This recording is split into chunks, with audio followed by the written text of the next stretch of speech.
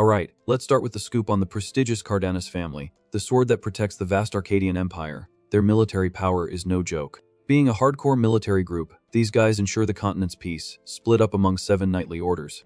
The strength of this crew is so insane that they could take on an entire nation without breaking a sweat. But the real elite of the elite is the famous Golden Dragon Order, made up only of the family's direct bloodline. With their blonde hair and golden eyes, these descendants have the pure blood and boast some seriously bizarre power. Literally carrying dragon's blood in their veins, the Order's name already tells you how strong these folks are. In this competitive scene, the young ones gather to awaken the supernatural traits that come from this powerful lineage.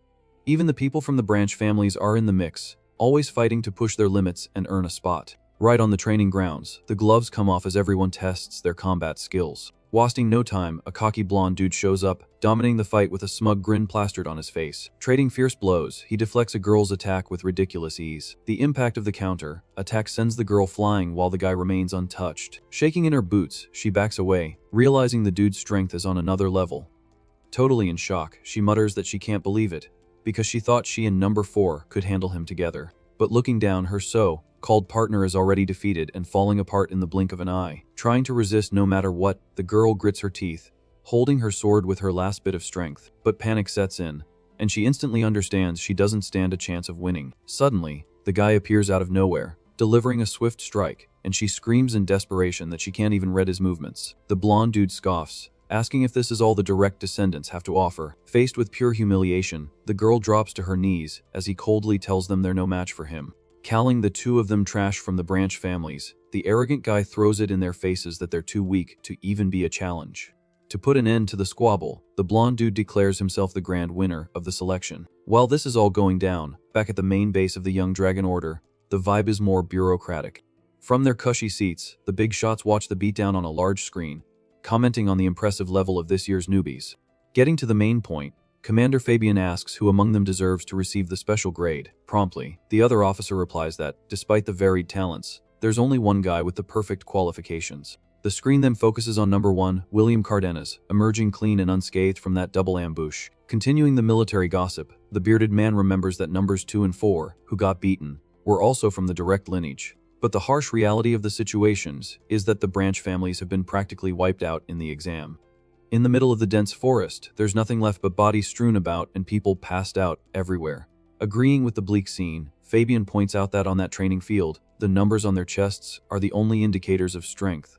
In other words, wearing number 1 means you're the ultimate monster among hundreds of trained students. So, it's pretty obvious that putting the top of the food chain in the special grade doesn't require much discussion. Without any beating around the bush, the paperwork verbally begins to be prepared to officially place William in the spot. But out of nowhere, another officer tells the meeting to hold up and asks to speak, wearing a mysterious expression. According to his analysis, there's an unusual member from the branch families drawing attention, and it would be a good idea to check out the kid's skills first. Revealing the target of the gossip, the guy says the prodigy is number 25.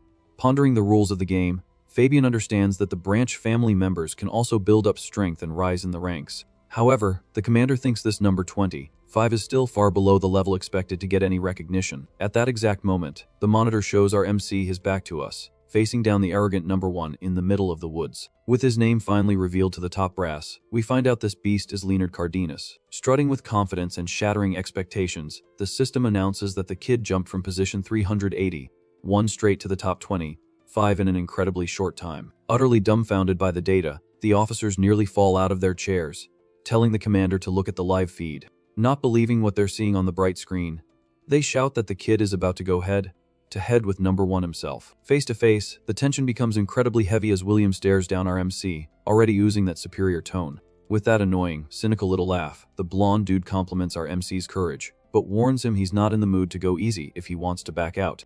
With his feet firmly on the ground and the posture of someone who knows what they're doing, our boy replies that's great to hear. Unfazed by the enemy's attitude, our MC declares with fire in his eyes that he won't be holding back his own strength either. Irritated by the sheer audacity, number 1 summons a violent aura, telling the trash to draw his sword and learn a lesson.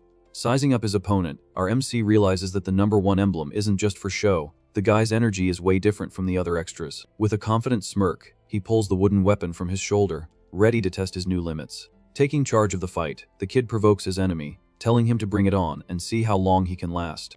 Without wasting a single second, our MC shoots off like a missile, cutting through the wind toward his opponent. With the same level of hatred, the blonde dude furiously yells that he's going to crush our MC along with that little trainee sword. The brutal clash between the two generates an explosion of aura that rips through the forest, kicking up smoke everywhere. Exchanging sparks of pure raw energy, the blades collide with an impact worthy of fully fledged knights.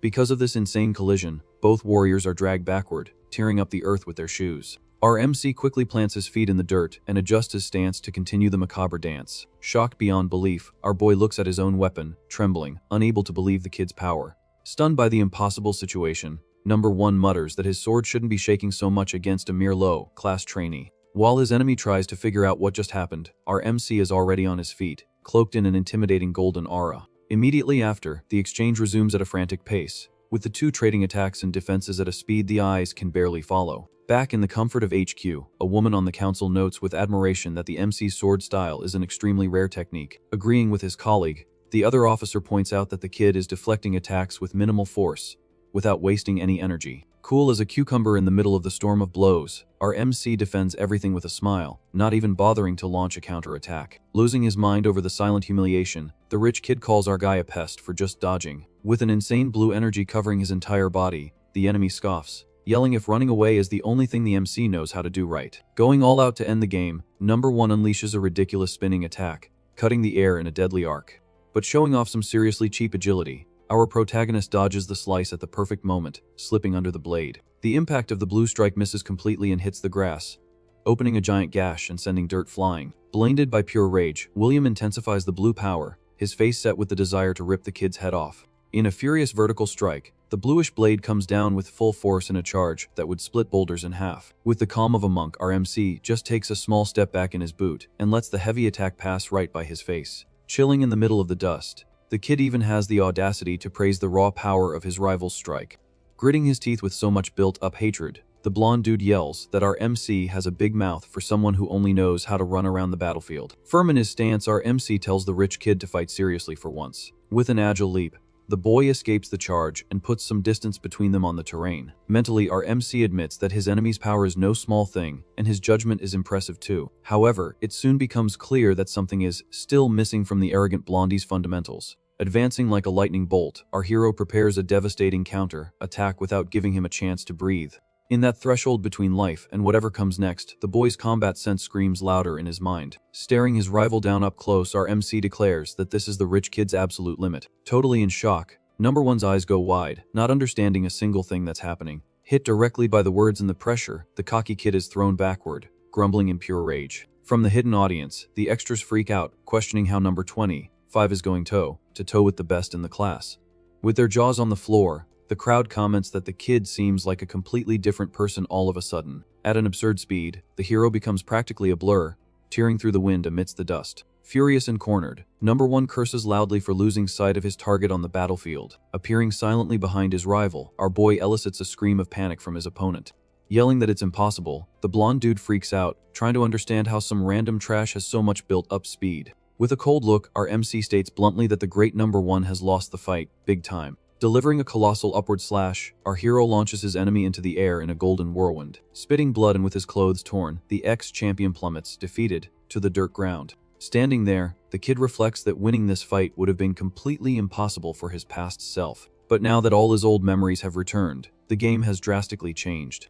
Rewinding the tape in his brain, his mind goes back to the time when he was known as the Sword Emperor named Ren. In those glorious days, this legendary man had reached the absolute peak of the way of the blade. With raw power, the old master would slice through colossal mountains with just the force of his own swing. Still unsatisfied with everything, the warrior decided to challenge the feared Heavenly Demon himself to a duel. For days on end, this insane battle tore through the skies without stopping for a single minute to breathe. All that brutality in combat transcended any limit imposed on mere common mortals. The damage was so absurd that the exchange of blows rewrote the geography of the entire region, creating abyssal craters. Right after so much destruction, the result of the clash was finally revealed in the thick smoke. Under a blood-red sky, the great emperor falls, devastated to the ground, with no strength to get up. Unable to accept the beating, the warrior whispers that he doesn't understand how he lost when his swordsmanship was considered perfect.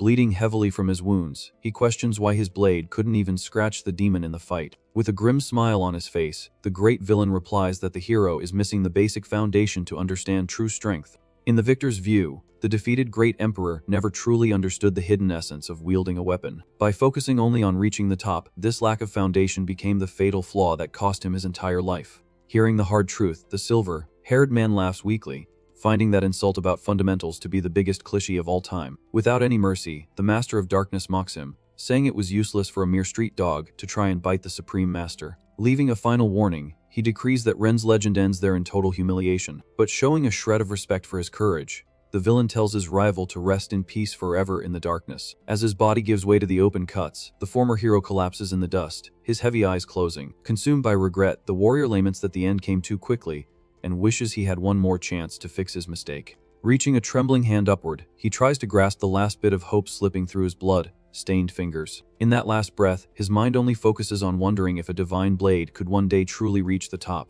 And so, the ancient legend perishes right there, paving the way for a new beginning in a completely unlikely place. Snapping back to reality in the middle of the night, the academy kids crowd around to check if our boy is alive. Sucking in a violent breath, our MC wakes with a start, his eyes wide, breaking out in a cold sweat. Pushing himself up quickly from the stone floor, the blonde kid blinks, trying to understand what the heck just happened. With sweat pouring down his face, the kid mutters tiredly that he had that same bizarre nightmare again.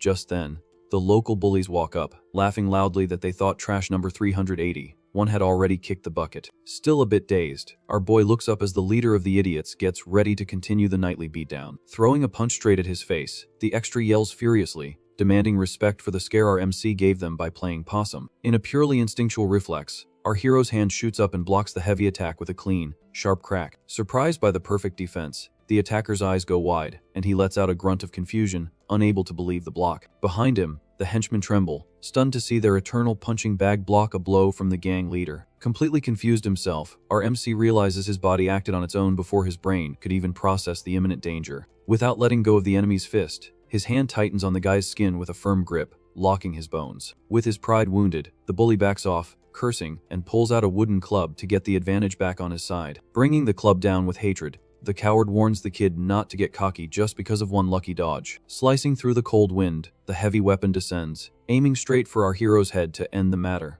Showing off the grace of a master, our MC just leans his body back, letting the attack pass, sweeping through the empty air. Stumbling over his own useless force, the leader stammers in desperation, noticing that the kid dodged a fatal blow with extreme ease.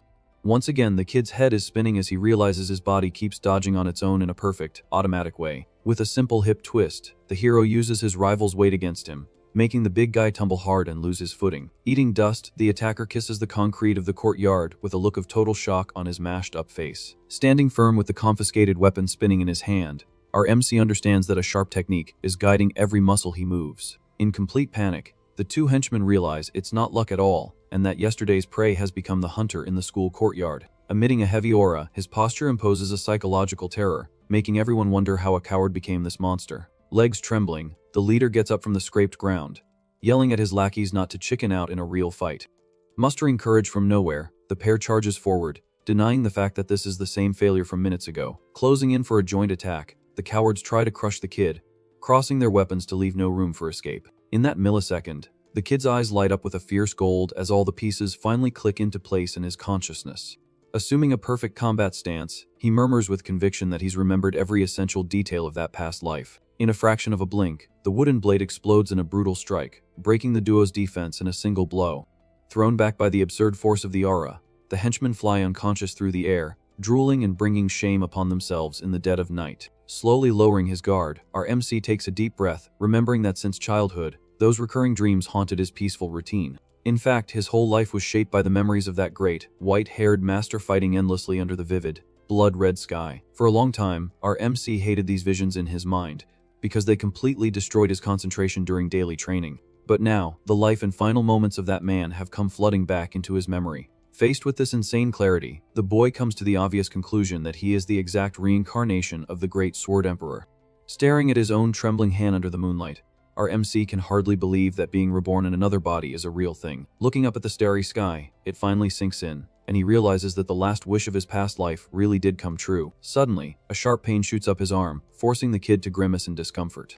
With his muscles aching badly, he grumbles that swinging a wooden sword for a few minutes has already wrecked the fragile arms of his current body. After all, the poor guy spent his entire life training swordsmanship in the most crooked and useless way possible. but completely changing his gaze to a killer stance. Our boy decrees that the tables have turned for good. With the memories and techniques of the old master in his head, the hero promises to become infinitely stronger, and couldn't care less who granted this miracle. Unlike the old Emperor Ren who failed at the end of his journey, the current Leonard is absolutely certain that he will reach the supreme peak. Using every available resource in his new body, our MC swears to surpass even the absurd peak of his past life. Meanwhile, inside the headquarters, an extra informs the higher-ups that 3 students have just been admitted to the infirmary, badly injured. In the officer's view, these injured folks will be dead weight and completely useless for the next field training. Even though it slightly weakens the group, the bearded commander says it doesn't affect the main plans, and brings up a much more urgent matter. Spilling the hot late night tea, the officer says that number 380, one thrashed 3 seniors by himself in the blink of an eye. Intrigued by the gossip, the chief asks what the numbers were on the uniforms of those idiots who got beaten so badly. Reading the report, the subordinate blurts out that the victims of the beatdown were numbers 329, 257, and 133. Quite surprised by the information, the commander notes that their ranks were high and can hardly believe the last place kid did that much damage without help. Breaking into a cold sweat at the possibility, the suit and tie guy mutters that if a hidden monster like that joins an enemy faction, the power dynamics will go down the drain. With his eyes gleaming with interest, the leader of the room repeats the MC's number with a dark smile. Wasting no time, the boss orders some goons to be sent to fetch the kid, by force if necessary, for a little chat. Plotting to use our hero as a pawn, the guy plans to personally test if the kid can serve as a useful tool for the family. Cutting to our MC's thoughts, the voice of the heavenly demon echoes, reminding him that his past failure had a very clear reason. According to the Dark Lord, the old emperor took too long to build his foundation in internal arts, and that was as Achilla's heel in the end. With this flaw exposed, the Master of Evil made it clear that if the hero had forged this internal energy in his youth, the story would have been different. With a perfect physical base from a young age, the outcome of that colossal battle under the red moon would likely have ended with our MC winning.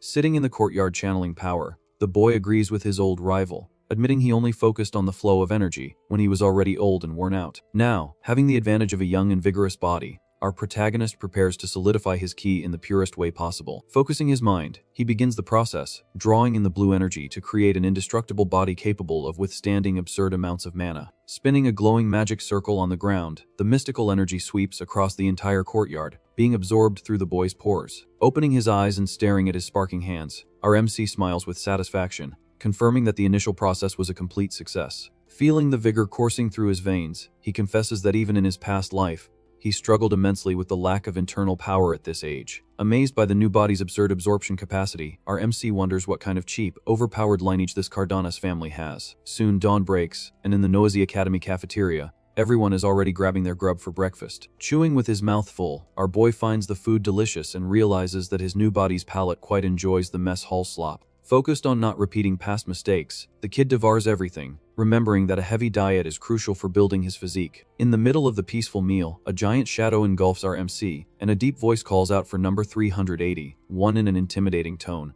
Sitting at the table without asking, the big extra strikes up a conversation, commenting on yesterday's fight and finding our hero's ravenous appetite strange. Noticing the clean tray, the huge guy continues the gossip, saying that our MC always used to eat like a bird and now he's scraped the plate clean. Keeping his cool, the blonde kid recognizes the dude as number 8, but the big guy quickly corrects him with a swagger, saying he's number 7 now. Pounding his chest, the brute boasts about having crushed the old number 7, and our MC instantly understands that the system here is to steal ranks through fighting. With no patience for an extra's backstory, our hero cuts him off and asks directly what the giant wants, bugging him during breakfast. Playing coy, number 7 pretends to be hurt by the coldness, and says he just came to bring some valuable information for the newbie.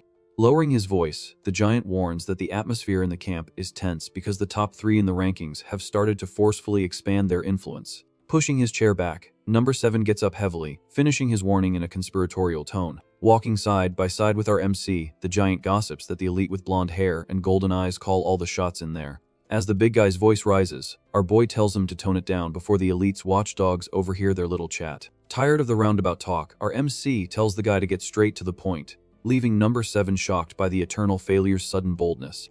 Spilling the beans, the giant begs the boy to understand that the people from the branch families are going to be swallowed up if they don't form a strong alliance against the elite. Explaining the math of terror, the extra reveals that more than half the base has already become the rich kids' lackeys, but there's no rule forbidding the weak from forming their own gang. Revealing the plan, the big guy invites our hero to join the faction led by numbers 3 and 9 to stand up to the oppressors. With zero hesitation, our MC flatly refuses the offer, stating that he won't be a lapdog for any faction. Walking right past the big guy with his tray in hand, the kid thanks him for the useful gossip and promises he owes him one for this free lesson on the barracks. Left hanging, number 7 is dumbfounded, muttering if the kid hit his head, because that was definitely not the coward from before. Leaving the noisy cafeteria, our hero walks calmly, enjoying the morning sun hitting the luxurious architecture of the Cardanis Academy. Suddenly, the old master's danger sense goes off, and he stops in the middle of the hallway, asking aloud who's sneaking up behind him. Stepping out of the shadows with heavy footsteps, an arrogant little group appears, scoffing and asking if the trash's meal was tasty. Staring at our MC's back, the leader of the jerks says he has a lot to talk about but needs to deliver an urgent message first. Pointing a finger right in his face, the spiky-haired extra yells at the top of his lungs that the almighty number 1 is demanding our boy's presence immediately. Trying to lay on some cheap charm, the lackey says that the boss liked our MC's attitude in rejecting number 7's alliance and, because of that, will forgive last night's beatdown. Finding this rapid gossip network amusing, our MC turns his back, ignoring the offer, and tells the whole crew to get out of his face without any ceremony. Boiling with rage from the humiliating rejection, the henchman draws his wooden sword and charges, yelling that he's going to teach the squad's janitor some manners. Charging like a blind bull, the extra closes the distance in the hallway with a single leap, aiming for our fearless boy's head. Without taking his hand out of his pocket, our MC just takes a step to the side, and the swing whizzes harmlessly through the air. Assessing the attack, the hero mentally admits that the physical explosiveness of these Cardanis family kids is totally bizarre for their age. In a fluid movement, our MC doesn't back down anymore and uses his own wooden blade to deflect the crazy lackey's second attack. Hit with the devastating counter, the attacker loses his footing and panics upon realizing his weapon has vanished from his hand with a snap. Looking down, the group notices that the jerk's training sword has been completely shattered into 1,000 pieces by the MC's absurd defense. Finishing the job quickly, our kid lands a sharp blow to the enemy's stomach with the hilt of his own sword, knocking the wind out of the poor guy. Falling to his knees, drooling, the guy face plants hard, and his fancy number 150, 7-pin rolls in the hallway dust. Seeing the lackey passed out, the hero ponders that even a mid-rank extra has a lot of skill, confirming once and for all the hidden power of this dragon blood. With his partner down and drooling, the other henchman steps up, fuming with anger, as our MC scoffs, asking if he wants to get beat up too. Showing off the number 98 emblem on his chest, the second lackey roars furiously, claiming to be far superior to the defeated recruit. Keeping a cold smile on his face, our hero raises his intact weapon and says he'll grant the extra's wish to get beat up in the same fashion. In the silence of the Cardanis courtyard, the thud of the second lackey's body echoes, closing the book on the commotion. From a fancy balcony high above, a female voice whispers, impressed, that the boy simply toyed with the 2 seniors. With a smirk, the masked observer wonders if the kid had been hiding his true strength until that very moment. Turning his head slowly, our MC glances in the direction of the balcony, noticing that the spying attempt wasn't so discreet after all. Startled by the boy's perception, the spy mutters that their eyes just met, even from that absurd distance. Jotting down the data on his clipboard, the masked man decides that either way, this means an interesting turn of events and hopes there won't be any boring glitches this time. Finishing his report, the observer smiles, saying he expects great things from the infamous number 381. Meanwhile, downstairs, our hero walks with heavy steps, sporting his new golden pin. Striding across the courtyard, people whisper hurriedly, noticing that the boy is heading straight for the main training grounds. Racing against time, an extra tries to push through, apologizing to the girls and saying he needs to warn number 98. But coming face to face with the leader of the female group, the kid gulps when she questions him about the message. Under the bright sun, number 2, Verita Cardanis, stares down the lackey with a look that could chill you to the bone. Peeking over the wall, the blonde girl notices her subordinate passed out and drooling on the ground and concludes that, given the severity of the beating, only a high-ranking big shot could have done that kind of damage. Turning back to the poor messenger, Verita gives him a violent shove, pushing the guy against the stone wall. Terrified by the girl's brute force, the extra almost cries as she tells him to shut up and join her squad at once. Flashing back to the scene of the beatdown, our MC dodges the heavy punch with irritating ease and sends a cold warning that he's already declined the invitation. Using the brute's own weight against him, our boy executes a clean leg sweep that sends the guy spinning through the air and crashing into the courtyard stones. Without any mercy, the hero's hand darts out and rips the shiny badge from the defeated big guy's chest. Kicking the extra's body aside, our MC pockets the trophy while its former owner curses his own luck on the dirt ground. With a cynical little wave, our MC continues on his way and offers some sarcastic congratulations on the bully's rank demotion. Back in the present, Verita walks toward our MC and lets him know that she's heard about his lightning, fast promotion to number 25. Focusing on the girl's face, her golden eyes shine intensely, scanning the hero from head to toe. Within her special vision, our boy's body appears fully mapped out, revealing the bizarre and chaotic flow of life energy burning like a furnace. Analyzing their exchange of looks, our MC figures out that the girl possesses a rare clairvoyant ability. He mutters that having the mind's eye at this age means the little blonde can see the pure energy running through anyone's veins. This nasty technique reads intent and key flow, turning the user into a brutal weapon against opponents who rely on hidden brute strength. Pouting, Verita cuts the tense atmosphere and asks why our MC is so stubborn about acting like a lone wolf. Before the kid can answer, a sharp voice echoes through the courtyard, telling everyone to cut the chatter. Appearing with the air of someone who owns the world, William Cardanis accuses number 2 of trying to steal information about his prey right in front of him. With no patience for the pretty boy's tantrum, our MC completely ignores number 1's presence. Staring at the boy, William tries to humiliate him, asking if, in the end, the useless trash had to come crawling to solve a problem he doesn't even know how to handle.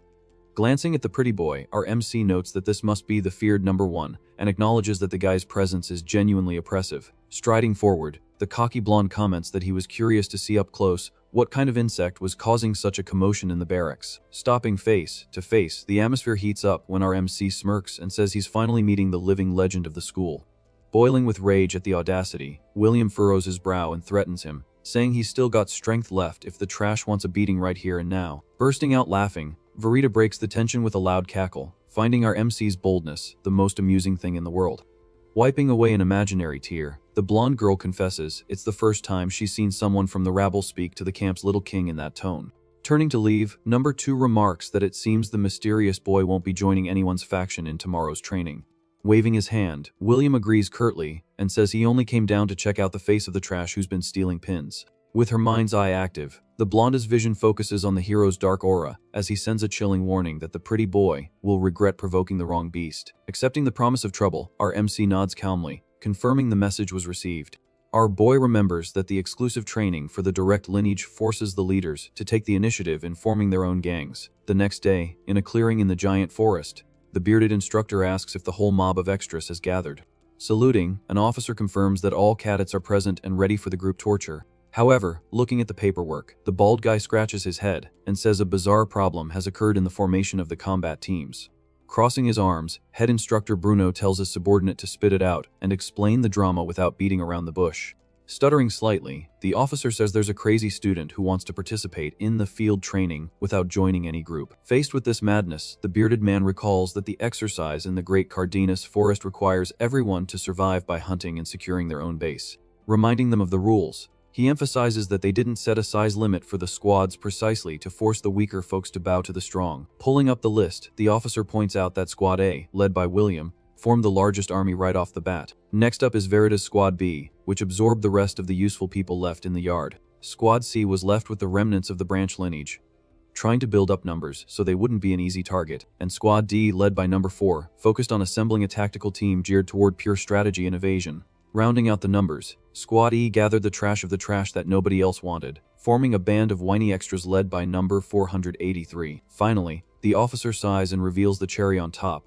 pointing to the lone wolf's name on the clipboard. Alone on the list, number 25 is signed up as the sole founding member of the suicidal Squad F. At the edge of the dense forest, our MC casually adjusts his backpack, ignoring the pitting looks from the people around him. Scanning the vast green expanse, he analyzes that the hunting ground is huge and dangerous. Thinking about the best strategy, the boy deduces that securing a base early on is essential to gain an advantage in that dense jungle. Coming closer, Instructor Bruno notices the deflated backpack and asks if the kid has lost his mind, bringing only water and a few crackers to survive in this inferno. Telling it like it is, our MC replies that, in practice, this useless training is nothing more than a game of hide and seek to steal pins from people. Without waiting for permission, he cuts the bald guy off and asks to begin the hunt before the official signal. Trying to stop the madness, number 4 jumps in front, offering a spot in his squad, and claiming the forest is too dangerous for a newbie playing hero. Staring at the boy with a fake smile, Dylan Cardanis exudes the aura of a venomous snake ready to strike. Without ceremony, our hero tells the little snake to get out of his way, and says he has no interest in becoming food for some slithering creature. Seeing through the ulterior motives, our MC thinks that the clever kid is just acting nice to use him as a meat shield when things get tough. Arguing that number 1's gang has over 100 crazies, Dylan tries to apply psychological pressure, saying that refusing is pure suicide in the middle of the woods. Cutting off the chatter, our boy responds coldly that he doesn't need to explain anything and just isn't in the mood to ruin the rich kid's snake picnic. With his offer rejected, Dylan's nice guy facade melts away, and he snarls that he finally understands why number 1 hates the smug trash so much. Laying his cards on the table, the snake warns that if diplomacy failed, he'll have to convince our MC with brute force right here and now. Resorting to a cheap shot, Dylan's lackey attacks from behind, telling the kid to accept the invitation by force. Dodging without looking, our MC just moves his neck, and the extra's blade whizzes through the empty air, startling the attacker. Focused on the hero's footwork, Dylan notices a strange and unusually fast movement for a normal student. In the blink of an eye, our MC lands a clean punch on the lackey's jaw, sending him face first into the ground, spitting his pride out in the dust. Dylan freezes in terror, realizing the punk has already reached the level of a professional assassin without showing a single drop of killing intent. Watching from the sidelines at the forest entrance, Instructor Bruno strokes his beard and praises number 25's perfect movement. Assessing the clash, he warns the kid that the beatdown doesn't count as official points, since the main test hasn't even started yet. Nodding, our MC accepts the rule without complaint and turns his back on the defeated Dylan. Commanding the start of the chaos, the bearded man lets the smaller group enter to give them a slight time advantage and grumbles that he didn't even sense our MC's presence during the attack. Running deep into the jungle, our hero reflects that even his past self would have struggled fighting kids with this bizarre physical explosiveness. Hidden in the shadows, a masked woman observes from afar and mutters that this monstrous talent is worthy of the continent's greatest family of swordsmen. Another spy in the dark agrees, highlighting that it's a surreal talent to awaken such strength at such a tender age. Intrigued by the mystery, the third observer ponders the hidden secret in the Cardanis blood that allows so many prodigies to be born in the same generation. Leaping through the branches like a ninja monkey, our MC ignores the scouts and focuses solely on his training and the search for an advantageous hideout. Arriving in style, the boy lands in an open area, kicking up dust, ready to dominate the green territory. Cutting to the instructor's tent, the evaluation committee follows the simulation on magical screens floating in the air. Delivering the hot report, a monitor announces that the factions have already started brawling, much earlier than expected. Showing images of the fight, the officer reports that William Cardanis' Squad A ambushed the members of Squad C as soon as they set foot in the forest. In the midst of the widespread confusion, the screen focuses on the leader of Squad C narrowly dodging as number 1's army mercilessly slaughters everyone. Evaluating the massacre, Bruno agrees that the difference in numbers is brutal, but is surprised to see William betting on a surprise attack right from the start. Scratching his bald head, the head instructor deduces that William preferred not to risk the fatigue of feeding an army and went straight for the jugular, cutting off enemy supplies at the source. By the bearded man's logic, keeping 100 people fed in the wilderness is impossible. So number 1 used the temporary alliance to annihilate the competition before hunger set in.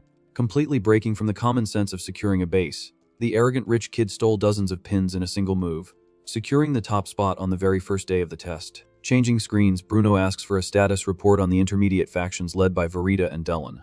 On the screen, groups B appear side by side, armed to the teeth, proving they've formed a bizarre alliance to try and topple William's empire. Praising the tactic, the bald guy approves of the two leaders' quick decision, finding their attitude much smarter than the previous generation's stupidity. Finishing the assessment of the big shots, the instructor turns and asks for a summary on the failures from Officer Colin. Startled by the call out, the blue-haired woman gulps and quickly prepares to give the report on the losers. Reading from her clipboard, she says that the bunch of useless members in Squad E have made absolutely no progress because they can't even agree on which way to walk. But when she gets to our hero's name, Colin hesitates nervously, stuttering, unsure how to explain the bizarre thing our MC is up to at the moment. Curious about the suspense, Bruno asks what the heck is going on with the lone wolf in the middle of the woods. Out in the forest, the instructor spies on the kid from behind a thick tree, certain her concealment technique is perfect even by professional standards. But completely breaking the immersion, our MC turns around out of nowhere and casually asks if he can ask a quick question. Sighing in defeat, Colin emerges from her hiding spot, assuming the little pest has a natural radar that bypasses her invisibility.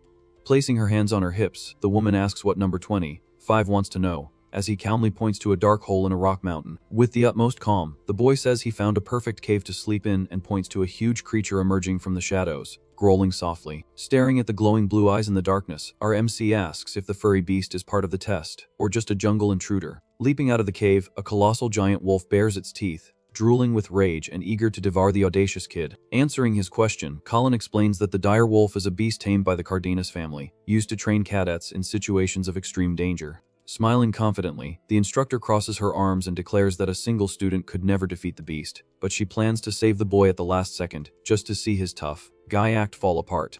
shattering the spy's confidence.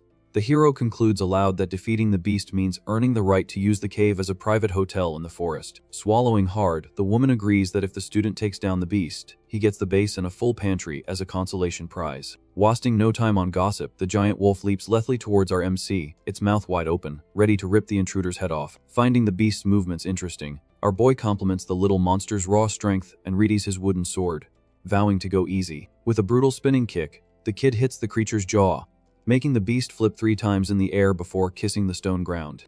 Getting up furiously, the wolf howls, summoning a windstorm and manifesting a blue magical aura around its furry body. Feeling the ki fluctuate, our MC finds it strange that the beast seems to have completely lost its reason, falling into a mode of pure, savage killing. Pondering the dilemma, the hero calculates that if he goes easy, he'll end up getting hurt and messing up the responsible instructor's record.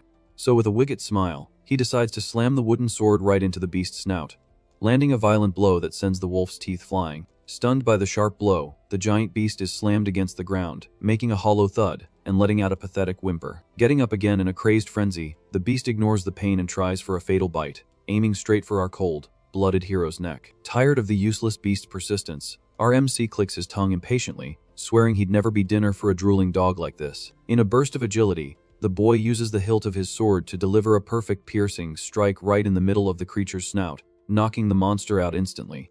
Dumbfounded in the middle of the clearing, Colin almost drops her jaw, noticing that the speed of the slaughter was so surreal, she didn't even have time to blink to pretend she was going to help. Watching the damage from afar, the woman swallows her pride and mutters that the kid's strength completely transcends the normal limits of a training cadet. Playing tamer, our MC sheathes his sword and tells the monster to sit, pointing his finger with the authority of an absolute alpha. Incredibly, the giant wolf wags its tail and sits down nicely like a scared little puppy, accepting its shameful defeat deep down. Without losing momentum, the hero tells the beast to give him a paw and roll over, completing the session of canine humiliation in under 2 minutes. Finding the scene hilarious, our MC turns to the instructor and asks with the utmost innocence if he can use the beast as a pet during the test. Imagining the absolute madness of the boy riding the giant wolf and steamrolling the entire test, Colin immediately refuses, shaking her head in desperation. Trying to bend the rules, the woman allows the use of the beast only for exploration and transport, since the ability to tame monsters is also a valid skill on the resume. Content with the deal, the boy agrees, saying his intention was always just to have a free horse so his legs wouldn't get tired. Sealing the contract, Cullen demands that the creature not attack other students, and the hero turns, ready to start his safari in the forest. Smirking, the former Sword Emperor mentally celebrates that this little game of taming monsters with life energy is extremely useful in the current world. Giving the order to move out, our hero jumps onto the giant beast's back, telling the wolf to track down some real food to fill his stomach. In the middle of Cardanis forest, our MC and his giant pet reach a fork in the road, and the boy tells the beast to investigate one path while he checks the other. In a kind master's voice, our MC gives the wolf permission to bring back any interesting junk it finds along the way, even if it's not edible. Understanding the alpha's command, the beast takes off at a run, howling happily and tearing through the undergrowth at a speed that would make any horse jealous. Far away, disaster strikes at a destroyed campsite where a kid, curled up on the ground, cries desperately, asking if the nightmare is over. Number 4 scoffs, stating that those failures don't deserve to have the family's blood running in their veins.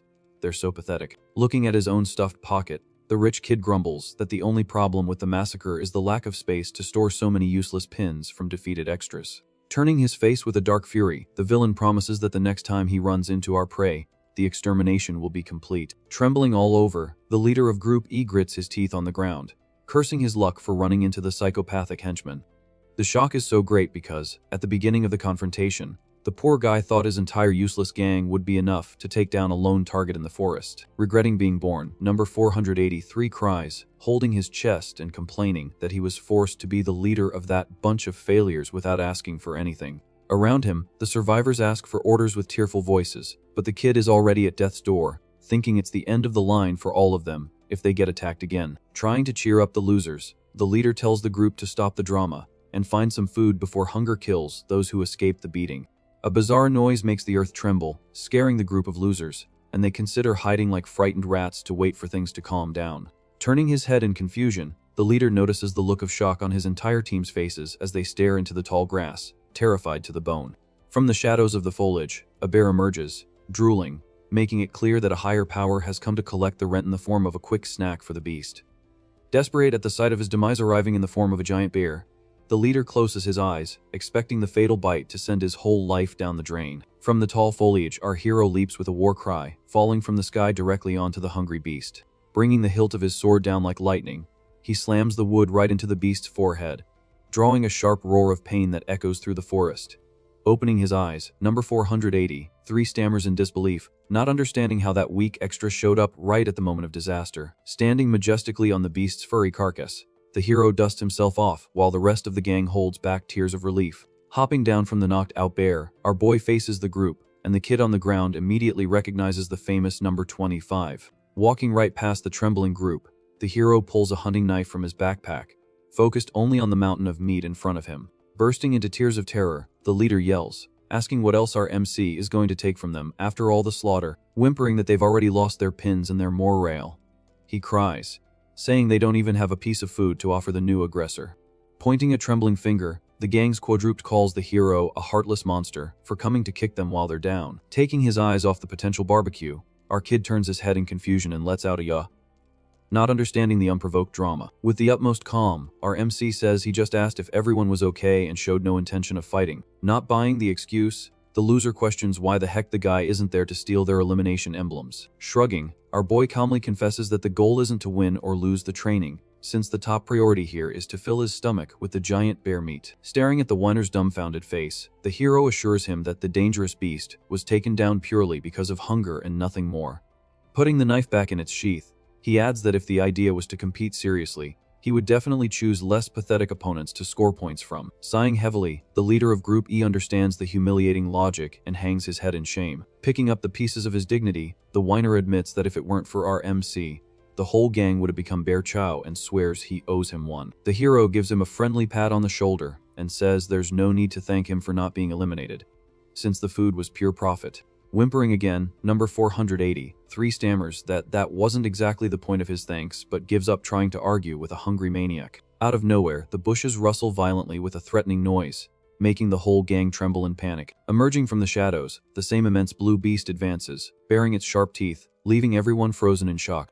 Terrified, the leader screams, warning of the monster's arrival, thinking the nightmare had started all over again with full force. With a mere hand gesture, our MC commands the bestial creature to sit quietly, cutting all the drama in an instant. Without hesitation, the giant wolf obeys, dropping an unconscious boy on the ground like an old toy in front of the frightened group. Analyzing the poor guy left in the dust, our MC approaches, and the rest of the group recognizes the familiar blue hair of a certain female leader. Looking at the battered golden pin, the hero confirms that the body stretched out there belongs to the infamous number 3. In utter disbelief, the extra stammers, asking how a top 3 camper survived to be in such a deplorable state. Breaking into a cold sweat before the blue beast licking its lips, the leader mutters that if even a living legend from the top 5 fell like that, the overall situation in the forest is a true chaos of impending doom. Pondering the damage to the girl, our MC suspects the cuts were made by a weapon, not animal claws, concluding that the perpetrator was either number 1 or number 2 himself. Sealing the impromptu deal, our boy proposes leaving the bear meat for the group in exchange for the kid taking care of number 3's wound until she wakes up. Accepting the bargain without a second thought, the leader cries with emotion, grabbing the furry carcass and swearing eternal loyalty for the meal. Seeing the exaggerated excitement, our MC gives a final warning, advising the group not to get so attached to useless numbers in a poorly made simulation. Turning his back, he disappears back into the jungle, accompanied by his blue guard dog. Staring at the smoke from a distance, the whiner scratches his head and concludes that, in the end, that lone wolf wannabe doesn't seem like such a bad guy after all. Hours later, in the cave hideout, the fire crackles and number 3 slowly opens her eyes, feeling her body ache with pain. Looking at the stone ceiling, the girl mutters in confusion, not knowing what part of the afterlife she ended up in after passing out hard. Noticing the makeshift bandages on her arm, she finds the good quality dressing strange, as it doesn't match the violence of the camp. From the back of the cave, illuminated by the fire, our hero gives a calm why, stating that the sleeping princess has finally decided to wake up. In an aggressive reflex, the girl jumps up, kicking up dust, and throws a kick at the kid's face, thinking it's the enemy returning to finish the job. Grabbing her shin with one hand, our MC dryly informs her that wasting energy with a newly healed leg is pure stupidity. Ignoring logic, the blue-haired beast snarls, demanding her pin back, her teeth gritted with rage. Not caring about the tantrum, the boy moves to the back of the cave and states bluntly that he didn't steal anyone's stupid emblem. Her tough girl posture crumbling, it sinks in, and the girl mutters a weak, "Thank you," confessing she doesn't even remember how our MC saved her skin. With diplomacy established, the hero returns with some steaming, skewered pieces of meat and tells the feisty girl to sit down and fill her stomach. With a smirk, he tells her not to be shy because there's plenty of food at the base. Chewing somewhat reluctantly, the leader of Squad C takes a deep breath, and our MC asks the obvious question about who left her body in shambles. Staring into the fire, she denies having fought any forest beasts, confirming his suspicions that a heavy ambush between humans took place. Trembling with rage, the girl pounds the ground, reporting that the cowardly attack happened right as they were finishing setting up Squad C's base. Showing the memory of the terror, the scene flashes back and reveals William's army destroying their barriers and slaughtering her team in an absolute massacre. Crying in frustration, the leader confesses she didn't have the strength to fight and was shamed watching her squad mates get swatted down like flies with no chance to defend themselves. Understanding the drama, our MC comforts the girl, reminding her that her lack of leadership experience was the real culprit, since fighting against the big numbers requires strategies beyond brute force. In the boy's tactical mind, William played dirty to gain an advantage, launching a surprise attack on an inexperienced team full of newbies and avoiding a fair fight. Asking for details, the hero confirms that even the guards at Squad C's base were annihilated without a chance by number 1 himself. Analyzing the ranks, our MC explains that compared to William, the girl's level is indeed quite weak, but that doesn't erase the raw willpower pulsing within her. Remembering the mid-air kick, the girl blushes with embarrassment, but inside, her fighting spirit reignites, and she vows not to surrender without fighting to the end. Smiling with satisfaction, the hero admires the leader's mental strength, foreseeing a future where she becomes a true beast on the battlefield if properly trained. Summing up the confrontations, our MC states that the way things are going, William's team will end up chewing through Verita's and Dolan's squads in the blink of an eye if no one intervenes. Confirming the theory, he says that the two intermediate teams formed a desperate alliance in the forest, but in the end, quantity doesn't beat the rich kid's raw quality. Teaching advanced tactics, he asserts that Squad A is riding a victory high with morale through the roof, so even a giant union of B and D won't stop the motivated fury of the well-dressed crew. Being realistic, our MC ponders that a well-placed ambush would be the ideal way to turn the tables, but he highly doubts William is dumb enough to fall for cheap traps. Taking up the challenge, number 3 crosses her arms and asks what, then, would be the ideal weak point to go up against the 100-headed Jang. With a serious expression, the hero states that the only weakness of the giant army is to aim all blows and attacks exclusively at the head of William Cardanis himself. Explaining it like a military chess game, he teaches that the command structure there revolves around the fear the kid imposes, so quick decisions only work because he is the central piece. Tossing a pebble and crushing an insect on the dirt floor, the boy swears that if the king falls, the formation crumbles, and the whole clique becomes a useless, headless mess. Absorbing the insane plan, the girl's eyes widen, understanding that taking out the pillar of support is the key to destabilizing the group's morale. Seeing the vengeful smile on the girl's face, our MC throws out the fatal bait, asking if she's not interested in punching the rich kid in the face to restore her destroyed gang's honor. Accepting the challenge, number 3 nods, and our MC tells her to trust him to lead the counter, attack and crash the elite's party. Finding his posture arrogant, she grumbles, asking if he wants to become her boss too and demand reverence in the cave. The very next morning, back in the real world, the makeshift alliance of Squads B and D lurches nervously along a narrow trail in the middle of the woods. Keeping pace, an advisor asks the leadership for patience, stating that for now, the forest's silence is a sign of a strategic advantage. Smiling confidently with the plan, Dylan agrees, saying the outcome of the clash will be decided very soon, thanks to the size of his army. But shattering all tension, the lackey at the front raises his arm in desperation, yelling urgent orders for the entire army to halt. In the blink of an eye, the forest trembles, and shouts to prepare for battle erupt from under the branches, tearing through the tranquility. A terrified subordinate runs up, informing the alliance that they've already lost half their forces, and that hiding and retreating would be the only way to avoid becoming minced meat. Hidden in the treetops, the B&D alliance trembles as William's army marches on, crushing everything in its path through the jungle. Halting the troops suddenly, a sergeant from Squad A points his spear at the branches, ordering the rats to come down before they get shot with arrows. Stepping forward, the preppy number 1 smiles mockingly, praising his guard's sense of smell for finding the hidden prey. Adding fuel to the fire, Verita tosses her hair back provocatively, calling the rich kid's troop a bunch of well-trained dogs.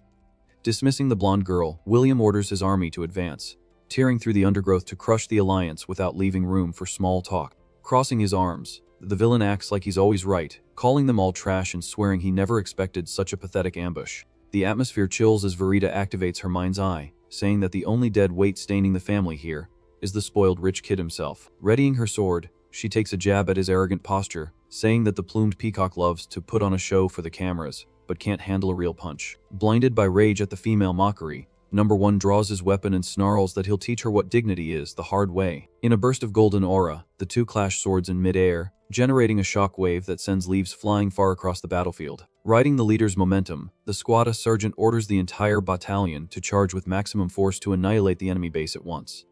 On the other side, Dylan desperately yells for his army to tighten their defense and not let the shield wall break under any circumstances.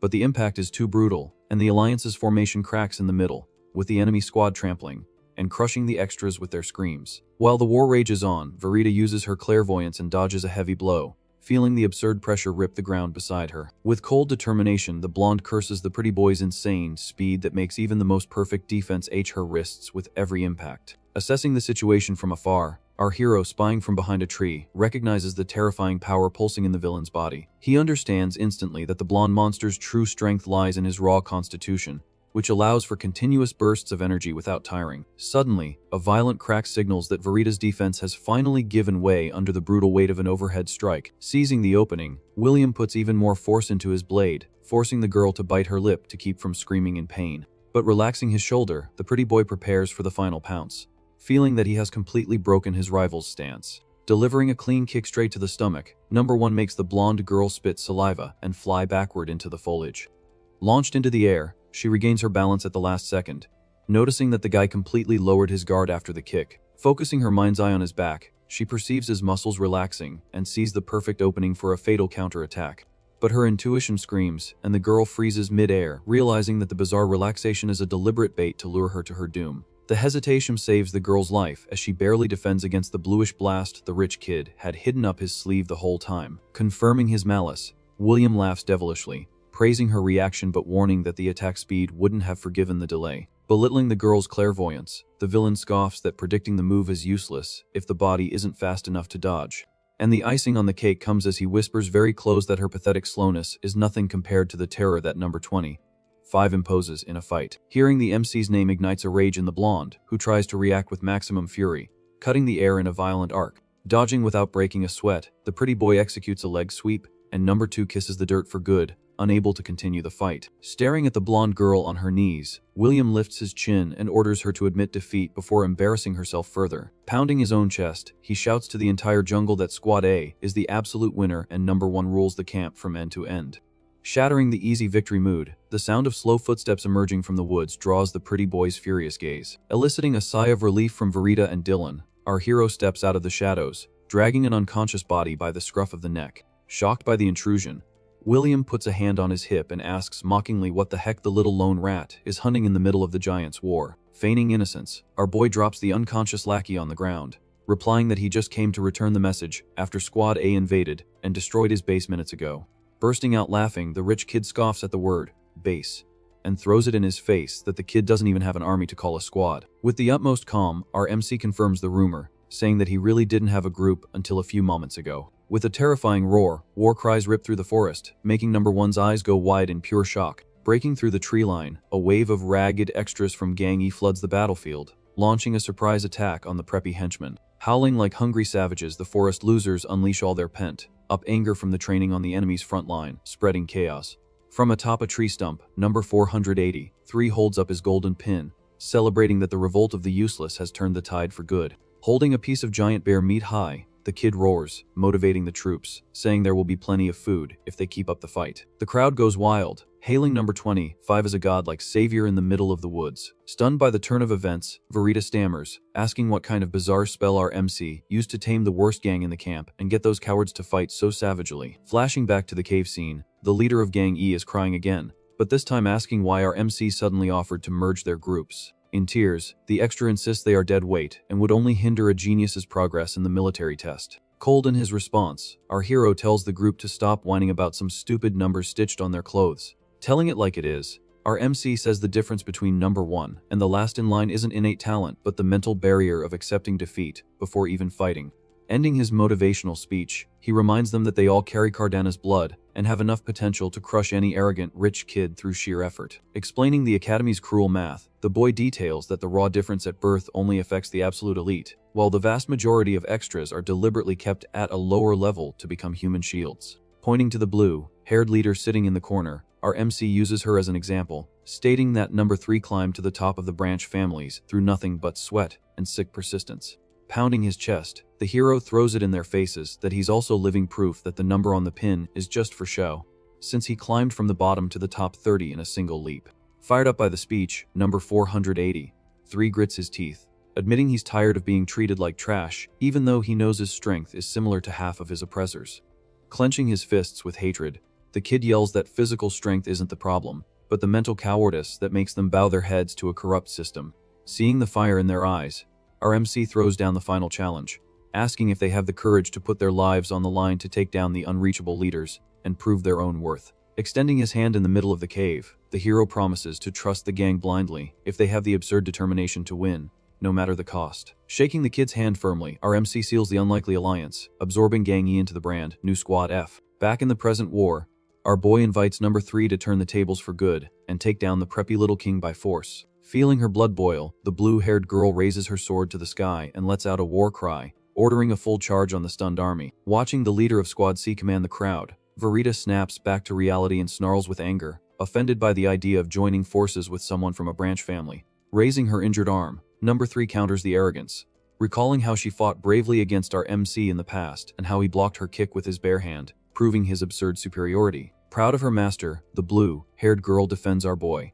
saying his movements are trillions of times more polished than William's empty brutality. With a scowl and a clenched fist, the blonde defends herself, arguing she's not being demoted by following orders but strategically bowing before an alpha 1,000 times stronger. Smirking at the squabble, number 3 points to the battlefield and shows that Squad F's bizarre group of cowards is wiping William's elite off the map with pure, accumulated hatred. Letting out a nervous chuckle, our MC finds the deadly rivalry between the two leaders amusing and accepts their help without a second thought. Getting up from the ground with dust on her knee, Verita swallows her pride and officially surrenders, transferring her troops and joining Squad F on the spot. On the other side of the circle, Dylan doesn't miss the opportunity and throws his emblem on the ground, swearing loyalty and bringing his whole gang of bootlickers to the winning side. Clutching his forehead in pain, number 4 mutters with a weak laugh that it's better to get beat up by our MC and swallow his tears than to lose badly to a spoiled, arrogant brat like William. Completely in disbelief over the widespread mutiny, the pretty boy curses Dylan for breaking the direct elite's clique rules. Seething with rage, William points a trembling sword and accuses everyone of treason and a lack of pride for bowing to a half-breed piece of trash who doesn't even have real noble blood. Cutting the tantrum short, Dylan fires back, telling William to shut up and accept defeat instead of whining about lineage in the middle of a beatdown.